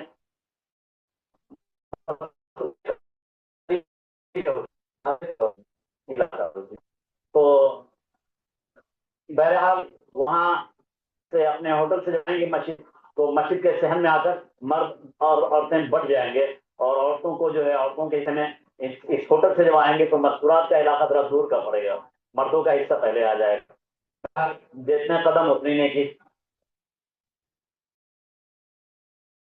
تو مسجد نبی پڑے گا کہ جن کے دربار میں گئے ہیں ان کے یہاں حاضری، حضور پاک صلی اللہ علیہ وسلم کے روضے اقدس پہ حاضری دینے کے لیے جانا ہے۔ پہلے آسان تھا، بھیڑ بڑھ گئی ہے، تو وہ مسجد کے باہر بھی بہت لمبی لائن ہوتی ہے، اور بہت زگزیگ وہ جو ہے کچھ بندشیں لگی ہوتی ہیں، تو وہاں جانا ہوگا۔ داخل تو ہونا ہے باب السلام سے، مسجد نبی میں نماز کے لیے کسی بھی گیٹ سے داخل ہوں گے، لیکن سلام پڑھنے کے لیے جو داخل ہوں گے وہ باب السلام سے داخل ہوں گے۔ یہ اس جگہ پہ تو اس روضے پہ ہمیں جانا ہے، لیکن جو داخل ہوں گے باب السلام سے، تو باب السلام سے داخل ہونے کے لیے اس سے باہر جو لائن وغیرہ لگی ہوگی اس کا ہم کو خیال رکھنا ہے، اور اندر مسجد میں داخل ہوں گے سنت کے مطابق۔ مرد حضرات کا ٹائم الگ رہے گا، 24 گھنٹے لگ بھگ، مستورات کے لیے کچھ خاص وقت ہے، ان کے لیے گیٹ اور راستہ بھی الگ ہے۔ تو جب داخل ہوں گے درود شریف پڑھتے ہوئے داخل ہوں گے، وہاں کیمرہ بازی وغیرہ ایک دم نہیں کرنی، یہ نہیں کہ حکومت نے منع کیا بلکہ شریعت نے منع کر رکھا ہے، اس لیے ہم اس سے بچیں گے، اور درود شریف پڑھتے ہوئے ہم آگے بڑھ رہے ہوں گے۔ اور نیکسٹ اللہ روزے ابھی انہوں نے دکھلائی تھی وہ نیچے جی، تو درود شریف پڑھتے ہوئے ہم آگے بڑھ رہے ہیں مسجد کے ایک کنارے سے، اور یہ جو دکھ رہا ہے حضور پاک صلی اللہ علیہ وسلم کا وہ حجرہ مبارکہ ہے جو آپ کی مسجد کے ایک کونے پر ہے، اور یہ حضرت عائشہ رضی اللہ تعالیٰ عنہ کا کمرہ تھا۔ وہاں پہنچیں گے جب درود شریف پڑھتے ہوئے، بالکل سٹنے تو نہیں دے گا، وہاں پر کچھ علماء اور پولیس والے ہوں گے، ہمیں کوئی چھو چھا کی چھوم چھام کی کوشش نہیں کرنی ہے، بلکہ گزرتے ہوئے وہاں ہلکا سا رکنے کا موقع ملے گا۔ وہ جو جالی میں گول دائرہ دکھائی دے رہا ہے، کرسر لے جائیے جو، ہاں یہاں جہاں پہ کرسر دکھا رہے، یہاں اس کے سامنے ہو کر ہمیں ہمیں یہ تصور کرنا ہے کہ حضور پاک صلی اللہ علیہ وسلم ہم کو دیکھ رہے ہیں اور ہماری آواز بھی سن رہے ہیں. وہاں پر ذرا آواز چلا کر نہیں، لا ترفعوا اصواتکم فوق صوت النبی، ہلکی آواز میں، لیکن اتنی بھی ہلکی نہ ہو کہ ہم ہی سنیں بلکہ وہ سن سکیں. وہاں سلام پیش کرنا ہے. الصلاۃ والسلام علیک یا رسول اللہ، الصلاۃ والسلام علیک یا حبیب اللہ، الصلاۃ والسلام علیک یا خیر خلق اللہ. کوشش کریں کہ کم سے کم یہ 3 کلمات کو ضرور بول لیں. اس کر کے اور اس کے بعد اسی میں جو اس کے بعد والا دائرہ دکھ رہا ہے، جہاں یہ جو دکھ رہا ہے وہ حضرت ابوبکر رضی اللہ تعالیٰ عنہ کی قبر کے سامنے ہے. وہاں قبروں میں مردوں کو جو سلایا جاتا ہے، اور ہونا یہی چاہیے ہمارے یہاں بھی کہ ہمارے یہاں چت سلاتے ہیں. چت نہیں رکھنا چاہیے، کروٹ ہونا چاہیے، داہنے کروٹ. تو کروٹ ہے اور چہرہ جو ہے اس طرف ہے، قبلہ کی طرف. وہاں مدینے میں رہتے ہوئے جو ہمارا قبلہ ہوگا وہ دکشن کی طرف ہوگا، دکشن کی طرف، ساؤتھ کی طرف. تو یہ جو دیوار ہے یہ اتر ہے، اور ہم جو کھڑے ہوں گے ہمارا دائنا کندھا دکشن کی طرف ہوگا. گویا کہ حضرت تینوں حضرات جو ہے وہ دکشن کی طرف یعنی قبلہ کی طرف وہ منہ کیے ہوئے ہیں، اور ہم اتر کی طرف منہ کر کے ان کا سامنا کر کے ان کو سلام پیش کریں گے. اللہ کے نبی کو تو کہیں گے الصلاۃ والسلام دونوں، اور حضرت ابوبکر کی قبر پہ جب جائیں گے تو وہاں صرف السلام کا لفظ ہوگا، الصلاۃ وہاں نہیں جوڑیں گے. اس کے بعد والی جو ہے جی اس حضرت عمر، ہاں وہ جو ابھی جہاں تک دکھا رہے ہیں وہاں اس کے سامنے جو ہم کھڑے ہوں گے تو گویا کہ حضرت عمر رضی اللہ تعالیٰ عنہ جو امیر المؤمنین حضرت ابوبکر کے بعد ہوئے، اور جن کے بارے میں یہ کہا گیا کہ میرے بعد اگر کوئی نبی ہوتے تو عمر ہوتے، تو وہی ہے، وہی حضرت ہیں. ان کا ہمارا سامنا ہوگا، ان کو سلام پیش کرنا ہے. اور اس کے بعد وہاں ٹھہرنے کا موقع تو ملے گا نہیں. اگر ہو سکے تو ذرا پیچھے کی طرف دب جائیں. مسجد کو جو دیوار ہمارے دائنے ہاتھ کی طرف ہوگی اس طرف دب جائیں. جانے والوں کو جانے دیں، ایسا ہم پیچھے دب جائیں، اور پیچھے دب کر وہاں دیوار کے پاس کھڑے ہو کر اللہ کے نبی صلی اللہ علیہ وسلم کو جتنا چاہیں سلام پیش کریں. جو چاہے نعت گنگنائیں، درود شریف پڑھیں. جن جن لوگوں نے سلام پیش کرنے کے لیے، پہنچانے کے لیے کہا ہے ان کی طرف سے بھی پیش کر دیں. اور آپ تمام سے درخواست ہے کہ میری طرف سے بھی پیش کر دیجیے گا. کریں گے انشاءاللہ. اللہ سب کو قبول فرمائے، جزائے خیر دے. سلام پیش کرنے کے بعد جب باہر نکلیں گے سامنے ایک قبرستان دکھے گی، اس قبرستان کا نام ہے بقیع الغرقد. اس قبرستان میں ہمیں کوشش کرنے کی روزانہ حاضری دیں مرد حضرات، اور وہاں رہتے ہوئے مسجد قباء کم از کم 1 مرتبہ تو ضرور حاضری ہو جائے. حضرت عمر رضی اللہ تعالیٰ عنہ پیدل جایا کرتے تھے. اللہ کے نبی صلی اللہ علیہ وسلم نے کہا جس نے قباء میں جا کر 2 رکعت نماز پڑھی اس نے گویا ایک عمرہ کر لیا. تو مسجد قباء بھی جائیں گے. مسجد قباء تو وہ آپ کو جو ہے وہ آپ کے پیکج میں شامل ہے زیارت کرانے کی. مسجد قباء لے جائیں گے، مسنون ہے وہاں جانا اور بہت فضیلت اس کی. اسی طرح مسجد القبلتین کہ ایک ہی نماز میں 2 رکعت جو ہے بیت المقدس کی طرف اور 2 رکعت کعبہ کی طرف. بیچ نماز میں حکم آیا تھا یہ جانچنے کے لیے کہ آپ اپنی روٹین پہ کرتے ہیں، آپ اپنے موڈ اور مزاج پہ کرتے ہیں، یا شریعت کے حکم پہ کرتے ہیں. اپنا مزاج لے کر نہیں چلنا ہے، شریعت کے حکم کے تابع ہونا ہے. اللہ نے اس کی آزمائش کے لیے بیچ نماز میں حکم دیا کہ اپنا قبلہ بدل لیجیے. وہ ایسی مسجد ہے کہ ایک ہی مسجد میں 2 طرف وہاں محراب ہے. تو مسجد القبلتین بھی جانا ہے، اور اسی طرح سے جو ہے مسجد جمعہ اور مساجد خمسہ جو وہ جہاں غزوہ احزاب ہوئی تھی، خندق کی جنگ، وہاں. اور احد پہاڑ، احد پہاڑ پہ بھی جانا مسنون ہے. احد پہاڑ وہ پہاڑ ہے، احد کہتے ہیں لوگ، وہ اصل لفظ احد ہے، ہا کے پیش کے ساتھ، جیسے حمزے پہ پیش، الف پہ پیش، ہا پہ بھی پیش. احد پہاڑ یہ تنہا دنیا کا وہ پہاڑ ہے جس کے بارے میں اللہ کے نبی نے کہا کہ یہ پہاڑ مجھ سے محبت کرتا ہے اور میں اس پہاڑ سے محبت کرتا ہوں. نبی کو محبت ہے پہاڑ سے. کون سے پہاڑ سے؟ احد کے پہاڑ سے. فرمایا کہ احد کے پہاڑ سے اگر کوئی پیڑ پودا ملے، کوئی گھاس پھوس ملے تو اس کو کھا لو، اس میں شفا ہے. اور اس پہاڑ کے دامن میں ایک پہاڑی ہے جبل الرومان، جی ایک چھوٹی سی پہاڑی، اسی پہاڑ کے بغل میں. ایک عجیب واقعہ وہاں پیش آیا تھا کہ جنگ احد کے موقع پر 50 صحابہ کو وہاں ٹھہرایا گیا تھا کہ آپ کو یہیں رہنا ہے، یہیں مورچہ سنبھالنا ہے. لیکن جب جنگ گویا کہ جیتی جا چکی تھی اس وقت ان لوگوں نے سوچا کہ چلو اب ہو گیا، اب بھاگتے ہوئے دشمنوں کا پیچھا کیا جائے. اور وہ لوگ حکم کا گویا کہ انہوں نے حکم میں جو ہے اجتہادی طور پر ان سے سہب ہو گئی اور پہاڑ سے اتر گئے، اور دشمن نے پلٹ کر حملہ کیا، اور پھر بہت نقصان ہوا مسلمانوں کا. 70 مسلمان شہید کر دیے گئے صحابہ. اللہ کے نبی صلی اللہ علیہ وسلم کے چہرے انور پر ایسی چوٹ لگی کہ دانت ٹوٹ گئے. ہاں یہ وہی جگہ ہے، یہ اسی جبل الرومات پر مسلمانوں کا یہ امتحان ہوا تھا کہ تم قول رسول کا خیال رکھتے ہو کہ نہیں۔ یہ تو نہیں کہ سنت ہی جو ہے، نبی کی تو بات ہے، کوئی اللہ کا فرمان تھوڑی ہے، نعوذ باللہ، یہ کافرانہ بات ہے۔ مسلمان کی زبان پہ اس کے خیال میں بھی نہیں آنا چاہیے کہ اب تو قرآن کا حکم نہیں ہے، نبی کی تو بات ہے، گویا کہ ہلکے میں لیتے ہیں لائٹ۔ وہ لائٹ لینے سے تو بہت بڑا نقصان ہو چکا ہے۔ صحابہ نے لائٹ لیا نہیں تھا، صحابہ سے اجتہادی سر ہوا تھا کہ نبی کی بات فلانے ٹائم کے لیے تھی، اب تو ٹائم بدل گیا ہے۔ ہم لوگ جیسے کہتے ہیں کہ ماڈرن ایرا ہے، ماڈرن ایج میں ہم لوگ ہیں، یہ اس لیے اپنے آپ کو چینج کر رہے ہیں۔ چینج نہیں کرنا ہے، ہمیں ماحول کو چینج کرنا ہے، دنیا کو چینج کرنا ہے، ہمیں تو سنت پہ قائم رہنا ہے، سادگی پر قائم رہنا ہے، صحابہ کے نہج پہ قائم رہنا ہے۔ تو بہرحال اللہ تعالیٰ نے جبل الرومات والے جگہ پر یہ چیز بہت زیادہ سمجھائی تھی، وہاں نیت بھی کریں اور کہ ہمیں انشاءاللہ زندگی پر سنت پہ جمنا ہے، نبی کی باتوں کا خیال رکھنا ہے۔ وہیں بغل میں قبرستان ہے، وہ جو ہے سید الشہداء، اس میں تو بہت سارے شہداء ہیں، لیکن حضرت حمزہ بھی ہیں جن سے اللہ کے نبی کو بہت محبت تھی، دین کا انہوں نے بہت ساتھ دیا تھا، وہاں پہ بھی جانا ہے اور وہاں بھی جو ہے ان کو جو ہے اثار ثواب کرنا ہے، اللہ ان کے درجات کو بڑھا دے۔ تو اس طرح سے زیارتوں سے ہمیں فارغ ہو کر مدینے کے خیال میں سب سے زیادہ جس چیز کا خیال رکھنا ہے وہ یہ کہ ہمیں ساری نمازیں، فرض نماز مسجد نبوی کے اندر ہی ادا کرنی ہے باجماعت۔ اس لیے زیارت پر بھی نکلیں گے تو سویرے اور ظہر سے پہلے واپس آ جائیں گے، حتیٰ کہ اگر کوئی بدر وغیرہ بھی جائیں اپنے تو وہ تو پیکج میں نہیں ہوتی ہے، تو دور بھی بہت ہے۔ میں ایک ہی مرتبہ گیا وہاں، تو ہم لوگ ایسے ہی گئے تھے کہ سویرے نکل گئے، ہلکے ناشتے کے بعد فجر کے بعد نکل گئے اور ظہر کی نماز ہم نے آ کر یہیں پڑھی۔ اگر بدر بھی جائیں جانا آپ کو مبارک، لیکن مسجد نبوی کی نماز نہ چھوٹے، کیونکہ مسجد نبوی میں لگاتار 8 دنوں تک 40 نمازیں جو آدمی فرض نماز ادا کرے گا، اللہ کے نبی صلی اللہ علیہ وسلم نے فرمایا اللہ اس کو منافق بھی ہونے سے بچائیں گے اور اس کو جہنمی ہونے سے بچائیں گے۔ ہم سب چاہتے ہیں، اس لیے انشاءاللہ با جماعت ہمیشہ نماز ادا کریں گے اور وہاں مسجد نبوی میں اس کا بہت خاص خیال رکھیں گے۔ اللہ سب کو قبول فرمائے۔ ایک ضروری بات مدینے کی زیارت سے متعلق یہ بھی ہے، وہاں ایک جگہ ہے جو میں نے شروع میں بتائی کہ دنیا میں تنہا ایک جگہ ہے جہاں جنت کا ٹکڑا اٹھ کے آیا ہے، وہ جگہ اس کو کہتے ہیں روضۃ من ریاض الجنہ۔ لوگوں نے جو ہے آسانی کے لیے نام چھوٹا کر دیا، ریاض الجنہ کہتے ہیں، ہمارے ہندوستانی لوگ کہتے ہیں، عجمی لوگ کہتے ہیں، عرب نہیں کہتے ہیں، وہ اس کا اصل نام ہے روضۃ من ریاض الجنہ، ریاض الجنہ بولتے ہیں۔ وہ ریاض الجنہ میں جو ہے حاضری کے لیے، اس کے داخلے کے لیے اب کچھ سسٹم آ گیا نسخ وغیرہ پہ، اس سسٹم کے اعتبار سے اب داخل ہوتے ہیں۔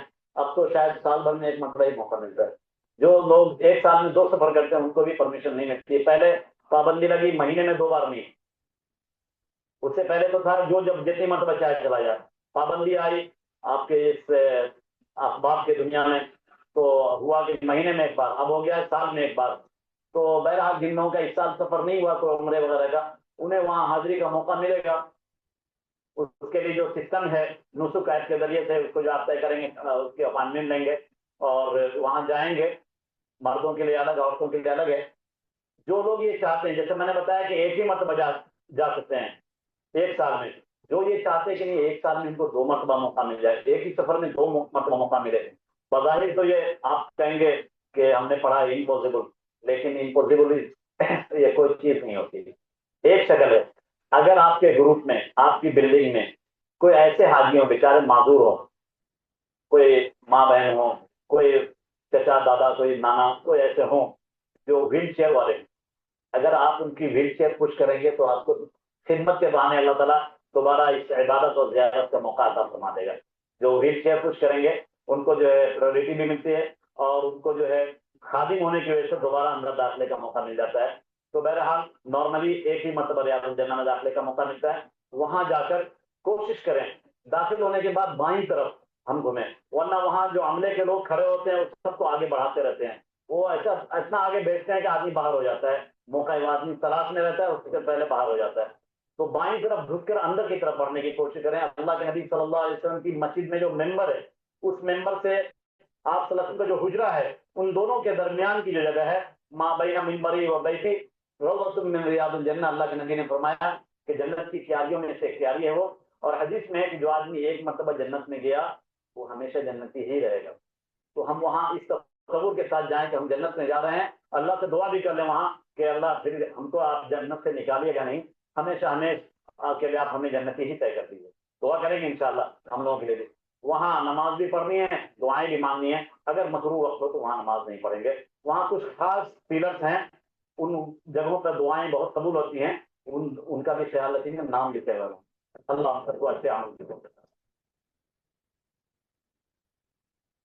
انشاءاللہ. یہ حج کے 5 دن جو ہے مینا عرفات مزدلفہ کے اعتبار سے ہمارے مفتی ابراہیم صاحب تذکرہ کریں گے انشاءاللہ. تو سوا 2 کے اندر مکمل ہو جائے گا. اس کے بعد کھانے کا نظام ہے، اور پھر جو پیکنگ کٹ وغیرہ ہے، ظہر کی نماز کا بھی 2 بجے کے بعد ہی آپ جماعت کر لیں گے انشاءاللہ. مستورات پیچھے پڑیں گی، مرد لوگ حاضر تاریخ قبلہ کرو، یہ قبلہ انشاءاللہ 4 بجے شامل ہو جائے.